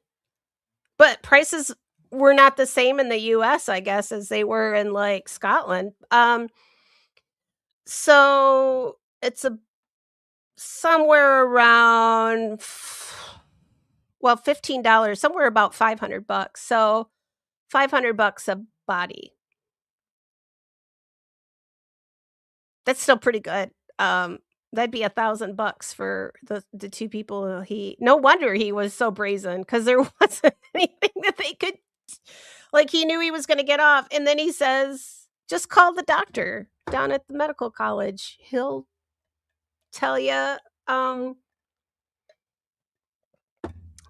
he'll vouch for me, and I'll get I'll be out of here by noon," or whatever, right? And I know I love the old-timey words too, right? So, I wanna know, what is a scapular? That was the other thing I was gonna look up. See, all these questions that pop up when, I don't think it was spelled right. Scapular? What scapular should I wear? What is a scapular? Oh! Oh! Oh, I should have known that. That's the little, I don't know if you guys can see the little, cloth. Can you guys see that? The little, Catholics wear. They're, like, made out of fabric. I was trying to figure or should have probably known that. Yeah. So, she must have had one of those around her neck when they buried her, and then they found it laying outside of the grave. I just thought it was some sort of necklace. Ugh, God. I know, I'm a bad Catholic. Very bad. Um, let's see. Doop, boop, boop, boop, boop. No one's upset that I had to use old-timey words, I hope. Scapular, yeah, thank you. My son went to Catholic school too, so yeah, I'm telling you guys, some days my brain doesn't work when I'm up here. Alright, I gotta put a little lip balm on. Alright, so, the last little bit that I'm gonna share on this subject for tonight, because I am going to talk about that HBO show, The Mortician.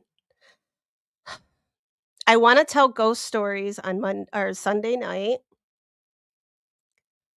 So, if you guys get the chance to watch The Mortician, please do. I don't think we'll do a whole episode on him. So, maybe next week I will talk a little bit about it. Like, maybe we'll just do a short little, like, maybe just like a little half episode, and then we'll talk about something else afterwards. Because it does kinda tie in with this stuff, or maybe Sunday I can talk about him, and then we'll tell some ghost stories. Because if somebody deserves to be haunted, is this dude.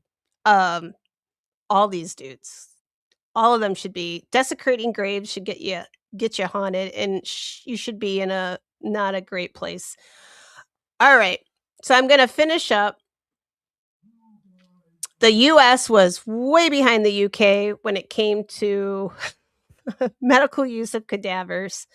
So, yesterday I talked about, New York, 1788 when they had the doctors' riot. It still was the early 1800s in the US. um, before the it wasn't all states. Massachusetts in 1831, they allowed unclaimed bodies from prisons and hospitals to be used for medical studies. They were trying to curb body snatching. Apparently, it wasn't working because Vigo was making a pretty good living at it.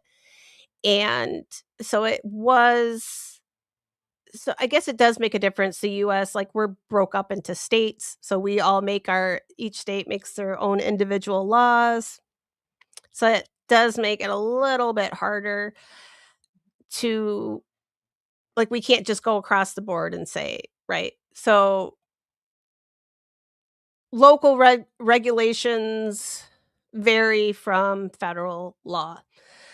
But Massachusetts was one of the first in 1831 to, like, at least start to try something, which, yeah, go Massachusetts. Hmm. Um, and in the late 1800s, so now we're talking long, long time has passed now. Most states in the US had started to pass laws prohibiting the commercial sale of bodies to medical schools, and they also restricted bodies to just hospitals, prisons, and unclaimed persons. And between 1906 and the 1920s, many states refined these laws to prevent grave robbing and commercial trafficking of corpses. So this was still going on into the 1920s, right? And so there really wasn't a single federal law that stopped grave robbing. It was just sort of gradual, and it was states that made their own laws. So anywhere between the 1830s to the 1920s. So you have 90 years of, depending on what state you resided in, made a huge difference what happened if you got caught digging up bodies, which must have been why Vigo was just kinda like, I'll just go to another state," right? Um, yeah, and that's it. That's all I've got on the body snatching for for tonight. Woo! But it was interesting, I hope. Um, I hope, guys, I hope you all liked it. You're all s Most of you are still here, so I think that's good, right? But I don't even know where to go after that. I'm sorry, but yeah. Clip says, "I'd sell a f." Clips, are you gonna s don't sell bodies. Just bury them. Just put them in a hole. But I do recommend, like, burying never mind, let's not get into that because I this could be evidence somewhere. And let's see. Ernie says, "I don't have many to give up." Gino surprised. Yeah, that we're so far behind. I know, Florida is more medically advanced than New York, in my opinion. Yeah, I was gonna kinda go down that rabbit hole and look to see which states, like, what states what order it went in, but, guys, this was a rabbit hole already. I didn't need another rabbit hole. It's crazy enough, right? But, I did want to pop back. Oh, actually, wait here. Erica sent me this, so we'll let's do a little palette cleanser. Do a little palette cleanser. Um, Erica sent me this, and I thought it was so cute.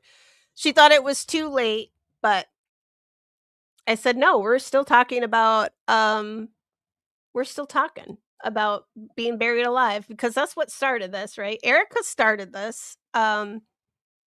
She and Mia B started this because Mia B sent me the uh Instagram clip of Marjorie McCall in Ireland that died. technically sort of died twice and was buried twice and freaked her husband out, but, yeah. So but I thank them for it because this was it's fascinating. And this is something, right? Like, the next time somebody you hear this, right? Like, and you will hear it, or, "Hey, this is what you should do because this is what I do." Next time you guys get together at a family function, if you have, like, a family reunion, you're sitting around the Easter dinner table, like, that's our next big one, right? Like, Easter. Pop out some of this really cool information, because that's what I do, and that's probably why I'm the black sheep of my family. Be like, somebody be like, and this has come up before, because I know I haven't brought it up, but I've backed it up, uh, right? Like, people were buried alive all the time, and then I'm like, no, they weren't. It's not that many people probably. So now you guys are I've educated you. I hope. I think I made more sense of this topic, I think, I hope, than I did of Hogmanay. So, um, but yes, please take this to the next family function and astound your relatives with all your knowledge about grave robbing and being buried alive. So, because it is fascinating.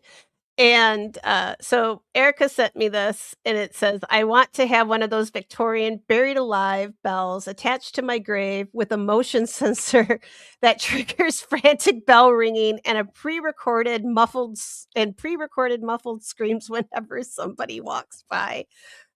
I want that too." And I'm gonna be cremated, so that'll be even funnier, like, "Damn, it's hot down here," or something, like, yeah, I want something funny. I want a really cool headstone and something really freaking funny. And this would be perfect. I love it. So, let's do one other thing while we're at it here. I'm gonna do a cleanse. Let's pop up our little cleanse guy here real quick. We're gonna sage. I feel like, after Burke and Hare, Vigo's okay. I kinda like Vigo a little bit.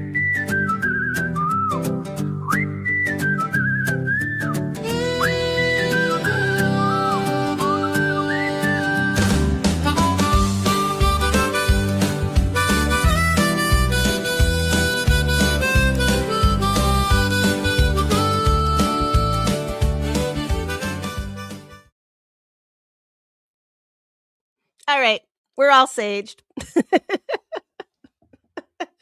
Oh, Berkey. Don't get burked, guys. Please, don't get burked. Be safe out there. Don't get burked. Okay, so now I'm going to yesterday uh-oh, did my mouse I think my mouse died. Oh, oh no. Oh, damn it. Now what am I gonna do? Oh no. Well, now I can't show you my pictures, but hang on. I don't think it takes very long. So these are some updates. I'm gonna let my mouse charge. Um, I'm gonna have to leave this one up there for now, but I have my notes on my phone, so never fear, booze. I've got a backup plan today. So we talked last night. So we talked about the Radium Girls, which I am totally gonna cover them. So they're gonna be we're gonna do a whole episode on them because I think they deserve it. And but I'm gonna wait. It's not gonna be immediately because 3 of them are buried in, a town called Ottawa, Illinois. It's about 3 hours from me. So, obviously, it's winter, and it's a bit nippy outside for most of the winter. I'm probably gonna wait till the spring, if you guys don't mind, and then I'm going to go visit those 3 graves because those are the closest to me, and then I will do an episode. So I'll tie in going to visit their graves, and then we'll talk about them. I did post the link to the book that I read, but there are other books out there on the girls. There's also a movie. I think it's on Netflix, but I didn't get that far. I've watched it before, but it's been a while. I think it was out in 2018, 2017, 2018. I think it's still on Netflix, but I'm not 100%. But check out the book. It's really good if you like to read, or you can get it on Audible if you want somebody to read it to you. It's really good. It's interesting. If you like history, um, geared toward women and how we weren't treated very well during all that time. Um, yeah. Definitely check out the book.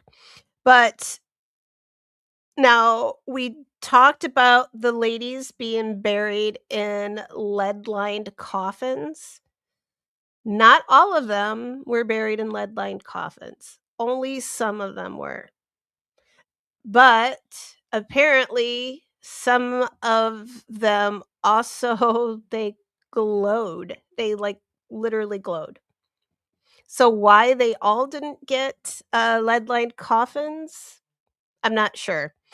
But they have done the Geiger counter over their graves, and the ones I saw, nothing happened. Like they didn't give any sort of readings. Well, nothing significant. So, yeah. And yeah, Darlene, I think there's also one like a documentary on the History Channel on the Radium Girls too. So definitely just Google them. And yeah, if you don't want to read a book, I get it. But like I said, that one you can get uh Audible if you like audiobooks. Trying to think, like maybe Amazon Music might have look for a podcast too. I'll look up for a podcast because that might be something easy to just listen to. For I love podcasts, so if and I know some of you guys do too. So and yeah, Tiff, WTF, glowing bodies, glowing dead bodies, and I think they glowed while they were alive, like um their hair because it like was coming like they excreted it, right? Like the yeah, is it's I don't want to say it was cool, but it kind of is. Sadly for them. But and so yeah, Darlene, not all of them, like a couple of them were in lead line coffins, but not all of them. Like it was really fascinating. Yeah, I know, Tiff. No way. Yes way. Not all of them. So but hey, weren't they dumping, like, chemicals and radioactive chemicals not so long ago and probably still are in some places? So, yeah, why would they wanna protect people? It's just in a graveyard. Nobody cares. Um, so, yeah, I'm gonna tie it all in together, so with the cemetery visit and, um then we'll do the story too. So that should give everybody time if you guys wanna go check out, like, a documentary, do so, and then we'll come back and discuss it and talk about it. Like, if I miss something, I know all you guys are super smart, so you'll definitely be well educated on this topic as well by the time we get around to discussing it. Or if we get a break in the weather one weekend and it's super nice, I might just, load up the Jeep and drive over there. It's near if you guys know Illinois at all, it's near, Starved Rock, which is a state park that's absolutely beautiful. It's kinda like a mini little sort of like a Grand Canyon. Um, not really, but it's really cool. It's a lot of rocks and stuff. Okay, so that's the Radium Girls, and I think that was is that it that I wanted to yeah, that's it on the Radium Girls. So that was the update there. And then we talked about embalming, And boop, boom, boom. I got a lot of notes here, so hang on. Oh, there's a Joe Hendry doll. I can get his action figure for $55 off Amazon. So if you guys want to help support me, buy me a coffee so I can buy Joe Hendry. And then I'm going to get a what do you call those? Those 3D printers. I'm gonna make me a life size Joe Hendry from it. You think I'm joking? I am not. All right. So we talked about embalming, and this is what I found out. So we started with embalming in this country on a mass scale during the Civil War, which I mentioned. And it was because President Lincoln endorsed embalming of the soldiers, to the ones that were killed, to send them back home to their families for burial.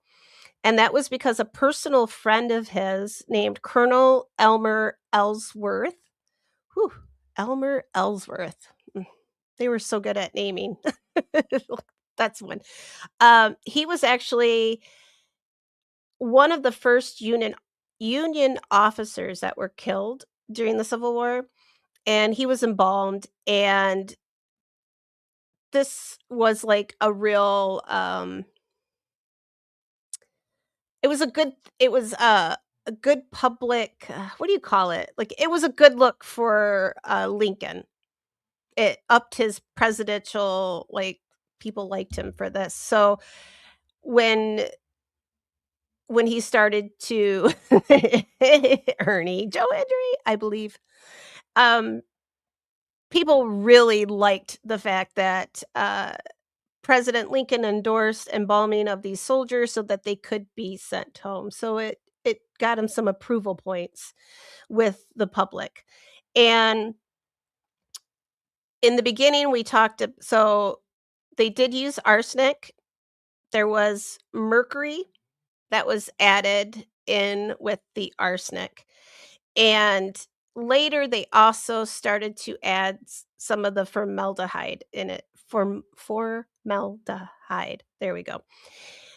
And but arsenic was the primary ingredient. And they also, let's see, they had zinc chloride was also, which was um it was for stronger preservation in the, let's see, I think the formaldehyde, which gave them a more lifelike appearance. They would also add in creosote, which that is like that substance that after you burn wood, that black stuff that's like left in your chimneys, that's creosote. So they would put that, and creosote, alcohol, and turpentine would be used, and it would actually make it less toxic. I don't know enough about that. And the process that it took, because this is how, like, I was very confused about this. So when I have questions, I go look, and I made the note. So during this time, so trigger warning if you guys don't want to know about this.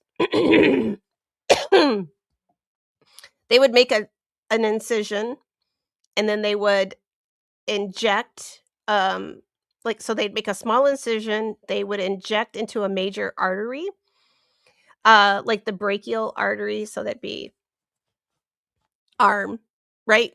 Darlene probably knows, right? The brachial artery, like here, right? Yeah.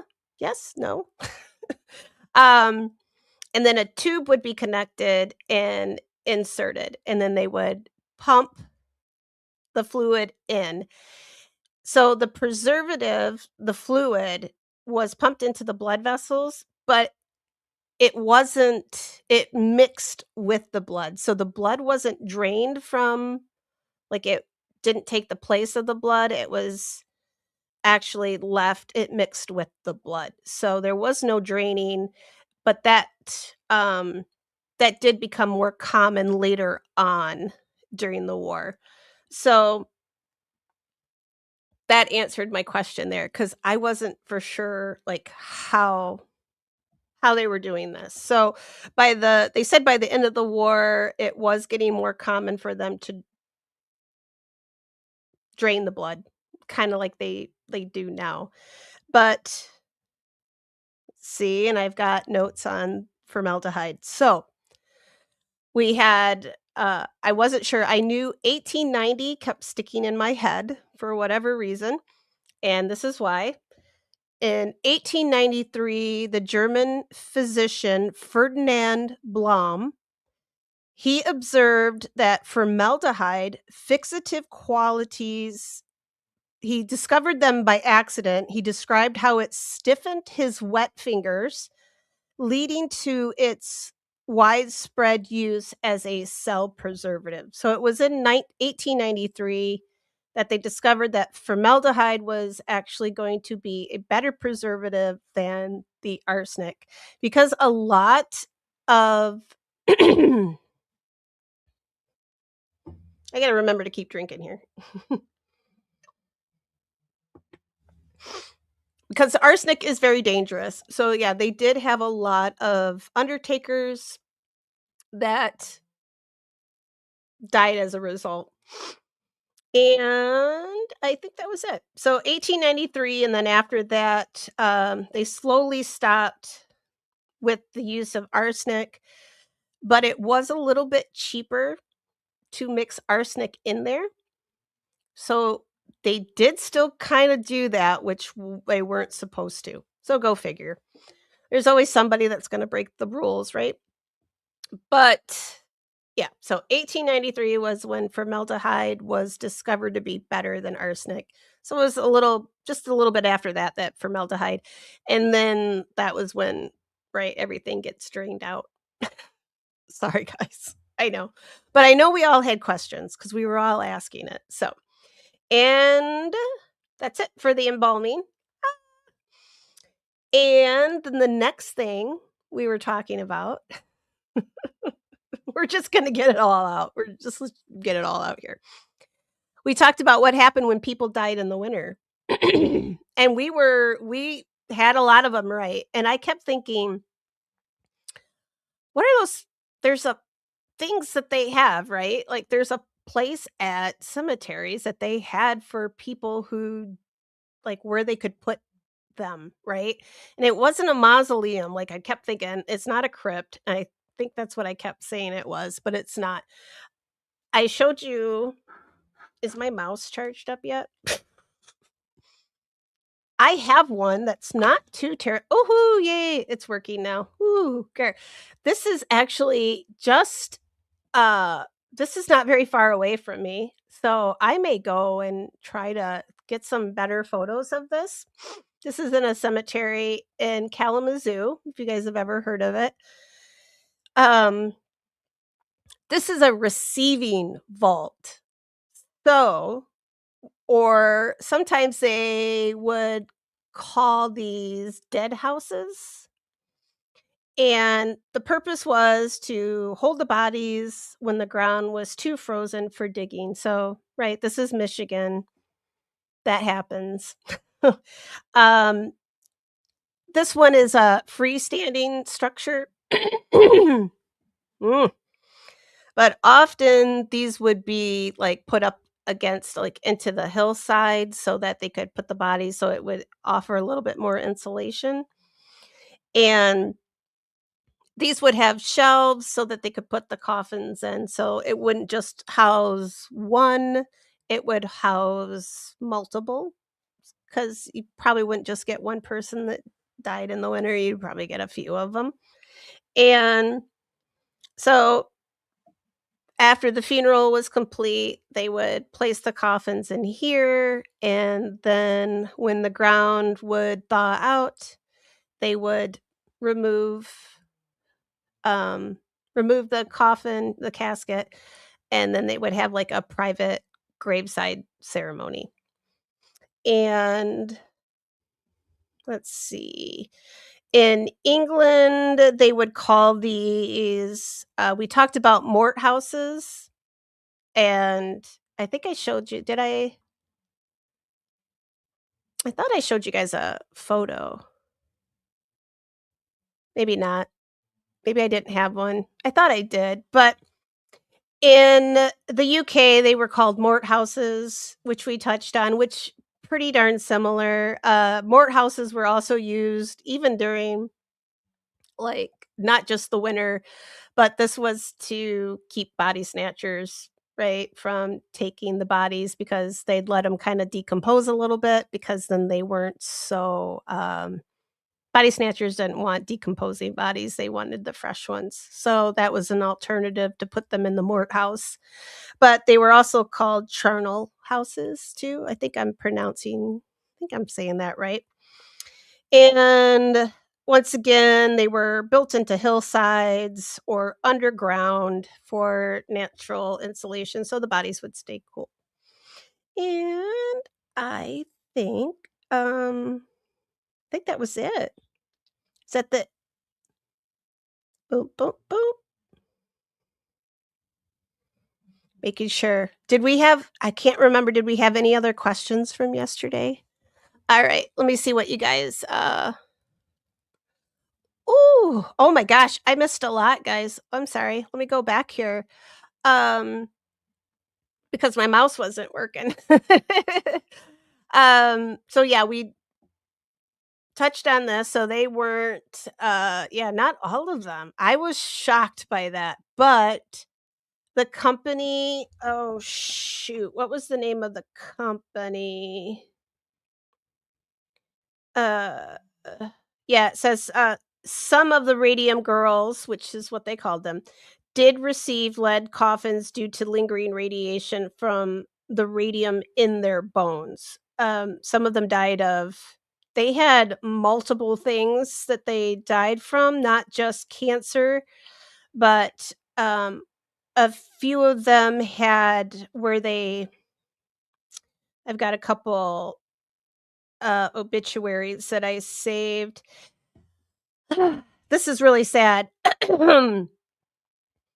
They called themselves because it says self-styled, so this is what the ladies called themselves, the Society of the Living Dead, because they pretty much were they felt like they were living dead people because a lot of them were debilitated where they couldn't they were weak. There was one lady that went to she had to give a deposition for the court case that she was pressing against the company, and she was wheeled in, like, on a stretcher because she just couldn't stand she couldn't even sit up anymore, like, that's how debilitated she was.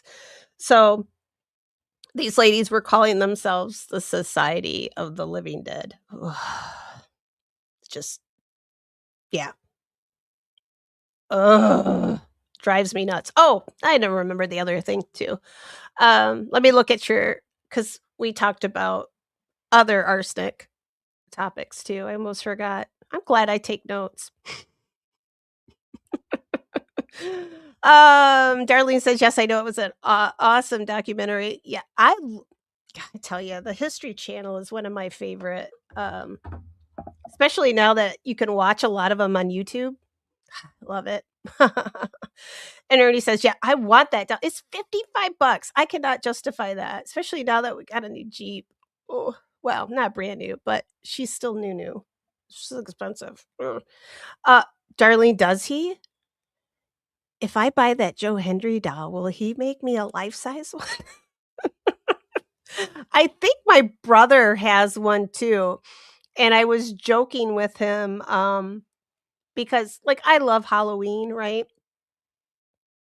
And I was, I was like, "Can you make?" Because he was telling me how to make my brothers, all 3 of us are very artistic, in different ways. Like, my one so this brother, he's very good at drawing, and my other brother's very good at painting, and I do painting, I do drawing as well. So we get that from my mom, and he was telling me how I should like, I buy the skeletons, right? Like, I buy a new one every year from Menards or Walmart, whatever, whoever's got a sale on them. 'em, I'll buy a new skeleton, and he was, like, telling me how I should, um paint them to, like, make them look more realistic, and we were talking about that, and he's just like, "Yeah, we could, if you buy the stuff, like, whatever that stuff is that you have to use in the plastic stuff, right?" That he would make me these skeleton like, he'd make me some skeletons, and then I looked up how much the plastic and stuff cost, and I was like, "Oh, I don't know about that." I'm like, I'll just buy my skeletons, and then I'll just paint them if I want them to look, if I want them to look real, I'll paint them myself, but yeah. But still, it might be worth it for life-size Joe Hendry, but, ugh, would I be weird? Yeah, I'd be weird for sure. Like, I think that crosses over into a different, um that definitely puts me in a different weird category than where I am right now. So he made you a giraffe. I love giraffes. That's so sweet. Oh, is this the good son, Darlene? That's the good son? If he made you a giraffe, I think that's really cool. And Ernie says that's pretty ironic considering Lincoln was pretty much embalmed by the limestone cavern that he was buried in. Uh, right? Like, I should have included I don't know why I didn't include that. Maybe I will. I still can add it. We could talk about because Lincoln got body snatched. Right, they were gonna hold his body for a ransom, like, he wasn't getting snatched to sell to science, but they did snatch him to, hold him for ransom, and I can't remember, like, for some reason, like, 10 years after he had died seems to be sticking in my head, but I'm not 100% sure, um, if it was 10 years, but, yeah, after they got him back, they right? Like, they filled him in, so he's never gonna get dug up again, essentially, right? Um, yeah, they treated him a lot like Jesus. Did they? Did it Jesus? Was he superstar? Did he, no, I was gonna say, did he have a coat of many colors, but that was Joseph, right? In the Woo! Like, I think my sugar rushes, yeah. Yeah, Ernie, he was like, they said he looked almost exactly like he did when he went in, and for what was it? I'm trying to remember because they didn't immediately because I know, like, the condition of the crypt, of the monument and everything was deteriorating, and they had to move him, I think, right? Like, they had to move him to another location for a little bit while they, um, fixed it up. Like, they had to go in and, because it was ready to fall in, and for whatever reason, they kept peeking in his damn coffin because Victorians, right? Like, ugh, they look those pe they're weird. I like a different weird than all of us.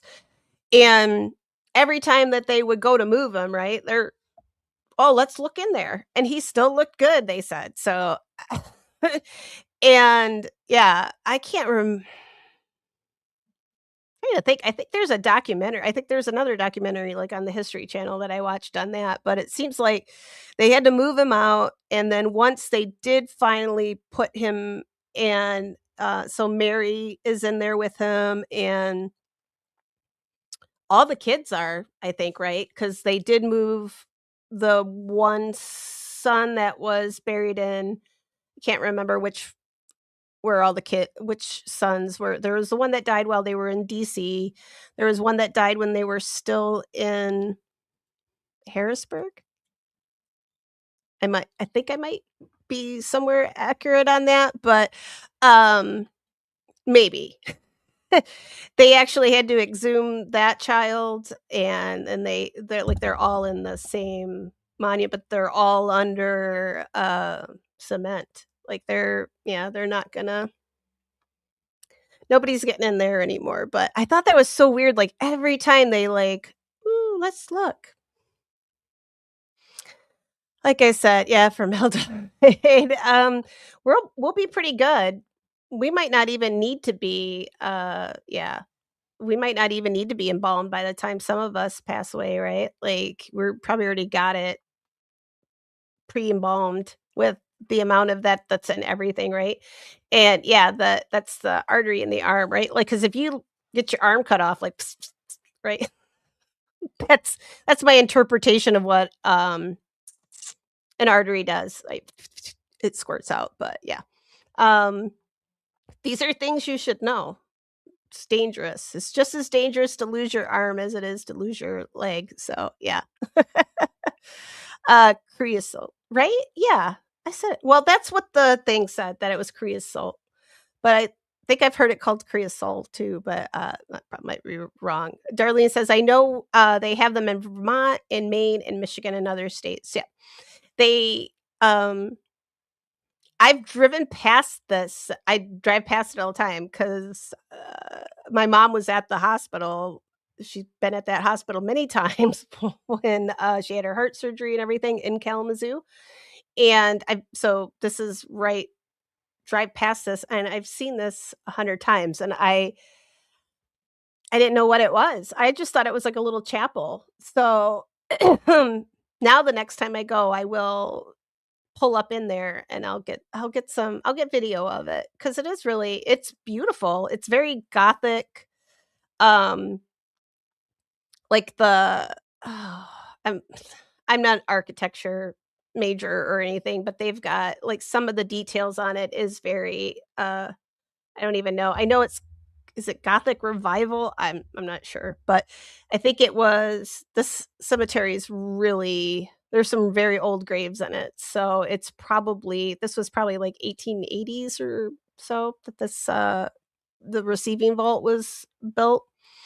Darlene says they also gave birth if you could get pregnant. A lot of those the Radium Girls, a lot of them had trouble getting pregnant, and I know one of them, her son died, like, at 25 or like, and they just said a lingering long-term illness, so I wonder if some of their kids also, um, I yeah, it's just and the it was the Radium Dial Company is the name of it, but and they knew that these girls were sick, right? That was part of their training was to point. It was what they said when they would put the paintbrush in their mouth and wet it, and they would get a fine point, and then they would dip it, and then they would paint the dial, right?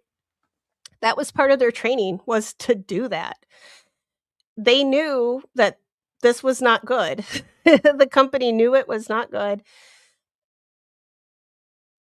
but they still allowed it to happen. So it's angers me. Charnel House is not like these cold um it's not like these cold body storage totes different. Is it? Let me look it up. Um let's see. Oh. Oh, it's just where they pile up the bone. Well, well that my notes they lied to me then. Let's see. Yep. Says Europe is bum, bum, bum.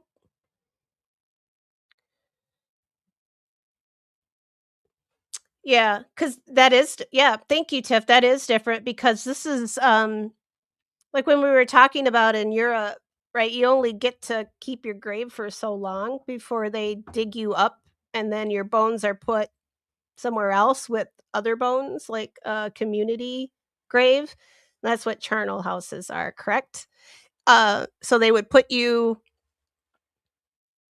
in they disinter you so that they can use that grave again. Your bones, because 'cause you're just bones at that point, and then they put you in that kinda like isn't that like what the catacombs are too, correct? In Paris, I think. I probably should that'd be an interesting one to talk I wanna do the catacombs. You guys wanna learn about the catacombs? I wanna go there. That'd be a good GoFundMe. Send tombstones to the catacombs. I don't wanna go to Paris, but I wanna go to the catacombs, so I guess I have to, right? Darling, no, that's I'm sure a life-size Joe is like 6'2". That's a lot of plastic. That's a lot of plastic. He's for all types and colors of the plastic. I love oh gosh. He's the good son. And Ernie says, "I watched the documentary on it, but I'm fuzzy on the details." Yeah, I am Jen, are you a Lincoln fanatic? Have you seen that, documentary then? It was so cool. I thought it was neat because they looked at like, they found, when they were looking at him one of the last times I think it was, they found these little bits of fabric, like blue fabric on his clothing, and they were like, "What is that?" Like, it was this, like, shiny blue material, and it was the American flag that they had draped over him inside the coffin, and he still looks like he did when he went in there, but the flag has disintegrated. But I thought that was I don't know why that still sticks in my brain, but I thought it was just so cool, right? And I think they're trying to steal his son no, they stole Lincoln. He was the one that I wouldn't doubt they probably were wanting to steal anybody in the Lincoln family, right? Because that would have been and I know seems like they were, what do you call 'em? Like the Southern sympathizers or how did they, Confederate sympathizers or something like that? I can't remember what they called them, but and Ernie says she was kidding. Um, Jen says, "Okay, so his coffin was opened 5 times. 1865, 1871, 1874, 1887, and 1901. Jesus, Mary and Joseph, let the man rest in I think he deserves that. Uh, did you you look at that man when he took office as president, and then you look at him by the end, oh my god. He aged like and he looked awful. I mean, I know they didn't have, like, a lot of moisturizer and stuff like that back then, like we do now, like, they didn't have Botox or all that, but damn, I mean, that war aged that poor man. I mean, that's awful. He just looked like you could just see from the beginning to, like, how his whole face just changed. It's just heartbreaking, and Darlene says, "When I was working in Central Islip, is it wait, I think I still said it. Is it Islip or Islip? I think I said it wrong again, didn't I? I'm probably gonna keep doing that. Psychiatric hospital, they had a full-term baby boy named Louis and oh, shit. Darlene! I should have read that first. Damn it. Oh, that's so we had on a different n at the Allegan County Fair, um, we had a two-headed calf that was in formaldehyde that was on display every year. I don't know, he's probably still there. I should go check it out next year and see if he's still there. Two-headed calf, and he lived a couple days, like, crazy. Um, yeah, I don't know what they did to oh, I they should bury that poor baby, not keep him in a that's horrible, though. Oh, see, that makes me sad. Ernie says, "I have London catacombs." You is it are you infected with the London catacombs? Ernie? Yes, flags. Yes. I was wondering because seems like didn't they put a new flag on him every time or something? Oh, I wanna go watch that again. Did I say it right the first is islip? Like I slip on the ice? Is that okay? Thumbs up. All right. So charnel houses are different. So we figured that out. So I'm going to make note of that for next time too. So we talked about the arsenic and the mercury. So the mercury is the Mad Hatter, right? The haberdashers. And then the arsenic, I was partially right with Van Gogh and the artist. So we talked about the green wallpaper. This is not green wallpaper, but you can imagine it is wallpaper. Um, the color was called in the Victorian era, that color that they all loved was called Shields green, and it was hugely popular. There was another one that was more of an emerald green, and that was called Paris green. They considered it a more stable alternative, but it had, let's see, it was considered more stable, but it still wasn't that safe.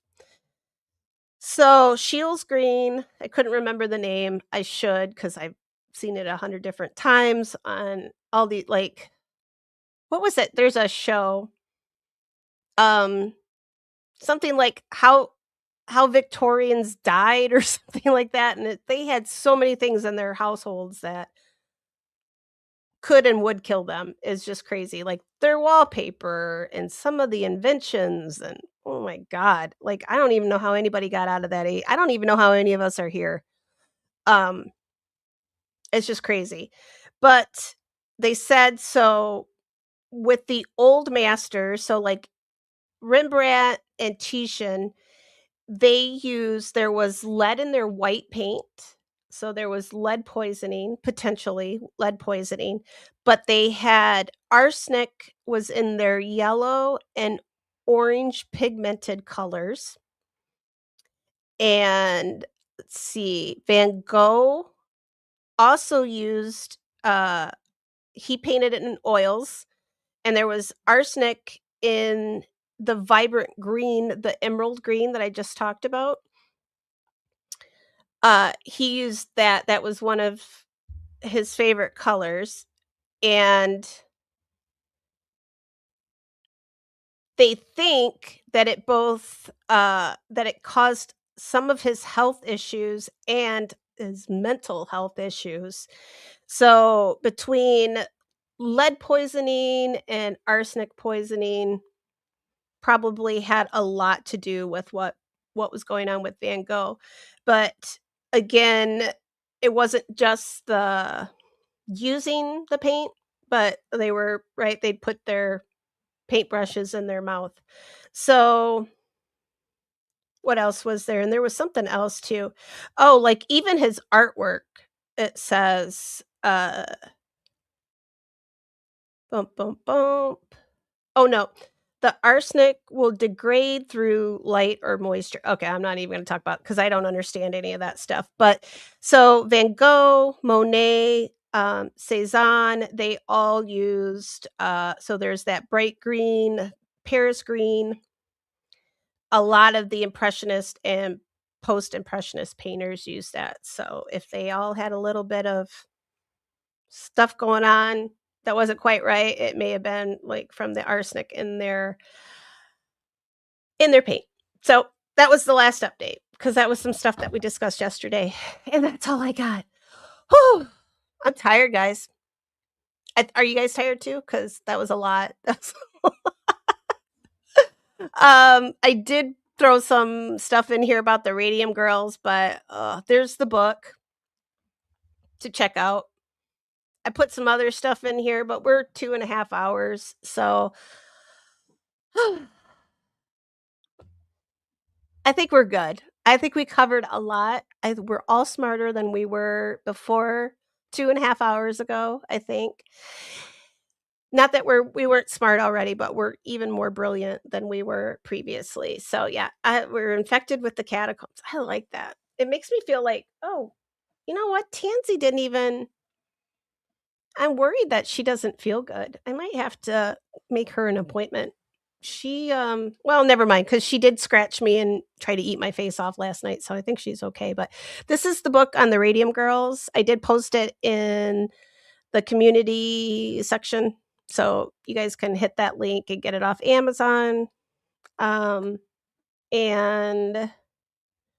yeah, the living death victims. So this was just some of the articles, but yeah, we'll get to these ladies this spring when I can get to the cemetery, and I want to do it proper, like put it all together. I think it would be more interesting that way. So, yeah. And Sunday, I'll see what I'll see. I'll see how I want to shake it out on Sunday. I would rather just do ghost stories on Sunday, and then we'll save the mortician for next week so that I keep having some content to bring you guys so I don't run out of stuff. Cuz I don't know what to do after that. So, and Ernie said she's smarter, and Jen says hoping you got my 2 emails. Okay. So, so pause crossed that I'll get them. You know what? Actually, I'll look right now. That way, if I didn't, oh, I've got new emails. I've got too much here. Oh, I got it. All right, I got them. So I will read it. I won't read it out right now, but I will read it tonight. And if you want me, do I have permission? Do you want me to read it? Like, do you want me to put like? Do you want me to read it Sunday night? Like, I didn't read it. Is it like creepy?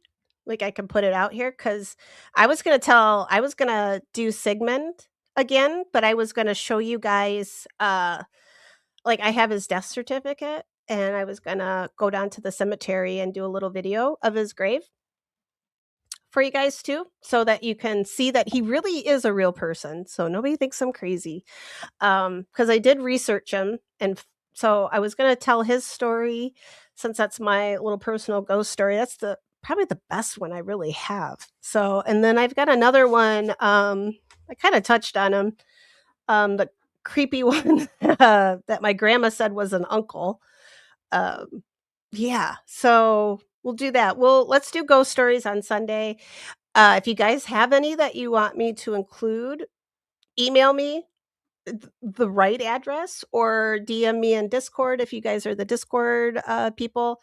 So graves, ghost, and DNA at Gmail all, all together. God. I tell you guys, some days, here, I'll put it back up here. There we go. I'll put it back up here. I'll take that off. There we go. Put this over here. There we go. All right.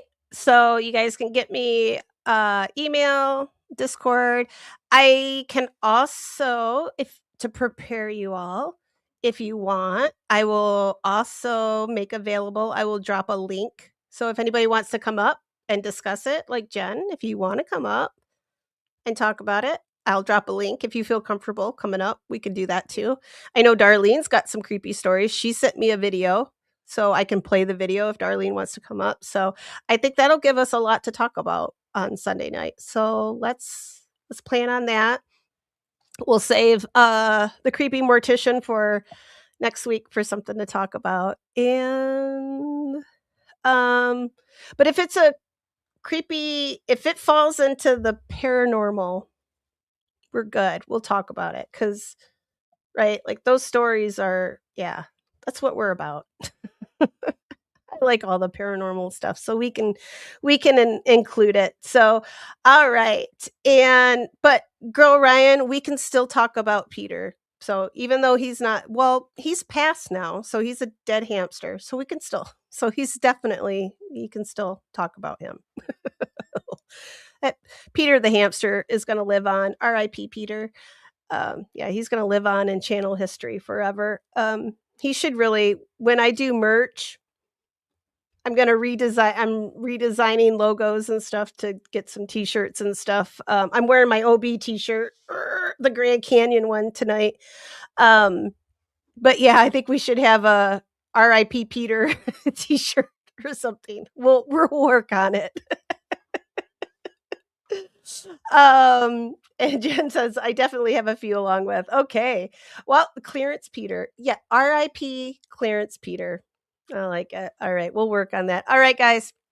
I'm tapped out. My sugar rush and caffeine high is depleted. I am ready for the catacombs. I will wake up in the morning though, so please do not bury me. Do not put me in one of my holes that I dug. Do not bury me yet. I'm still alive and kicking, just sleeping very, very hard. And Bert says, "Yay, Bert! Is everything okay? You're back. Yay! I hope everything's all right, hon. Am I in time for a ghost story, or do I have to replay it? I didn't do any ghost stories tonight, but I'm gonna bring them. So Sunday night, tune in, 9 o'clock Eastern time. Yeah, I'm gonna bring it. I'm gonna talk about Sigmund. I'm gonna share his death certificate. I'm gonna go do a little video of his headstone, which I'm gonna try to get replaced very soon, or at least get him another, like one of the flat plaques to put in front of it, because his headstone is not long for being standing up. I've got to work on it. And I'm sorry. Oh gosh, I know how that shit stacks up on you. But good juju. We're sending it out. Woo! That's me sending out good juju. That's my magic. If I had some like magic fairy dust or something, I'd blow it. But um, I don't have any glitter or anything. I was thinking I had some pom poms here somewhere, but I don't know where they are. I think Tansy stole them all. Yeah, and love all around, especially to you, Bert, since you're going through it. And thank you guys for being here. Oh, the kids. Kids are always having emergencies, I tell you. Could be yeah, I thought my kiddo this time last year comes to me and he's like, "Oh, my stomach hurts." And first thing you think of is like appendix, right? Cuz that's about like he's that age. And it's so scary. Yeah. So, yeah, thoughts and prayers with you. Good juju coming at you from Michigan. I'd pulled Tansy up here so you guys can see her, but she's just being antisocial tonight. Yeah. And I still have my tree up, Tiff. I'm just gonna leave it up till, like, St. Patrick's Day because I just think it looks pretty right now, and it's my little Charlie Brown tree, so I don't know, I think I'll just throw some red lights on it for St. Valentine's Day, and then for St. Patty's Day, I'll just put some green lights on it, and then maybe I'll have an Easter tree. I don't know. It just makes me feel a little happier and right, like yeah. I mean, I do feel more in touch with nature than I do with any tree worship. Like, let's go worship my tree, and my cats love it. One of them likes to she sleeps under it all the time, and I kinda feel bad about taking it away from her, so, yeah. Alright, guys. I babbled on. Let's all crash. Let's all go, take care of ourselves and get some sleep. Aw, you know what? Maybe I'll move it in here. Oh, shit, I was gonna leave, but oh, maybe I'll wait. No, real quick. I'm buying a little mini projector because Mia B, hopefully she'll come back, finish up and watch after she's had a good sleep. She showed me this where you buy a little mini projector. Have you guys seen these? They're like just little ones, right? And you project onto your wall, like, and you can hook it up to your laptop or your phone. But you can put like YouTube videos, the ones that like have like they show a window and it's like snowing outside or it's sunshine kind of thing. And I guess this is a big fad on TikTok.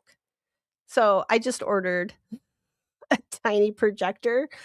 Um and I'm going to have Scotland on my wall. I know cuz I don't talk about it enough, but I'm going to do it. So and I'm going to show you guys. Hopefully I think it's going to be here Friday, which is oh shit, that's tomorrow. Um so yeah, I will show you guys what it looks like.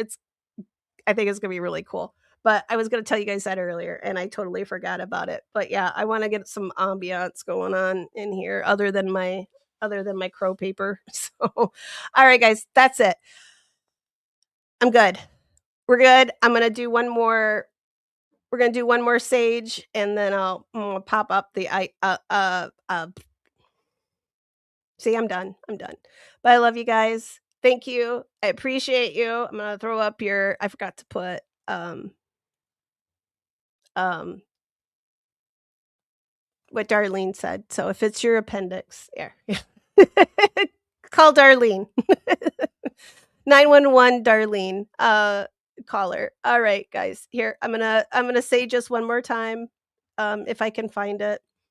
All right, here goes one more time.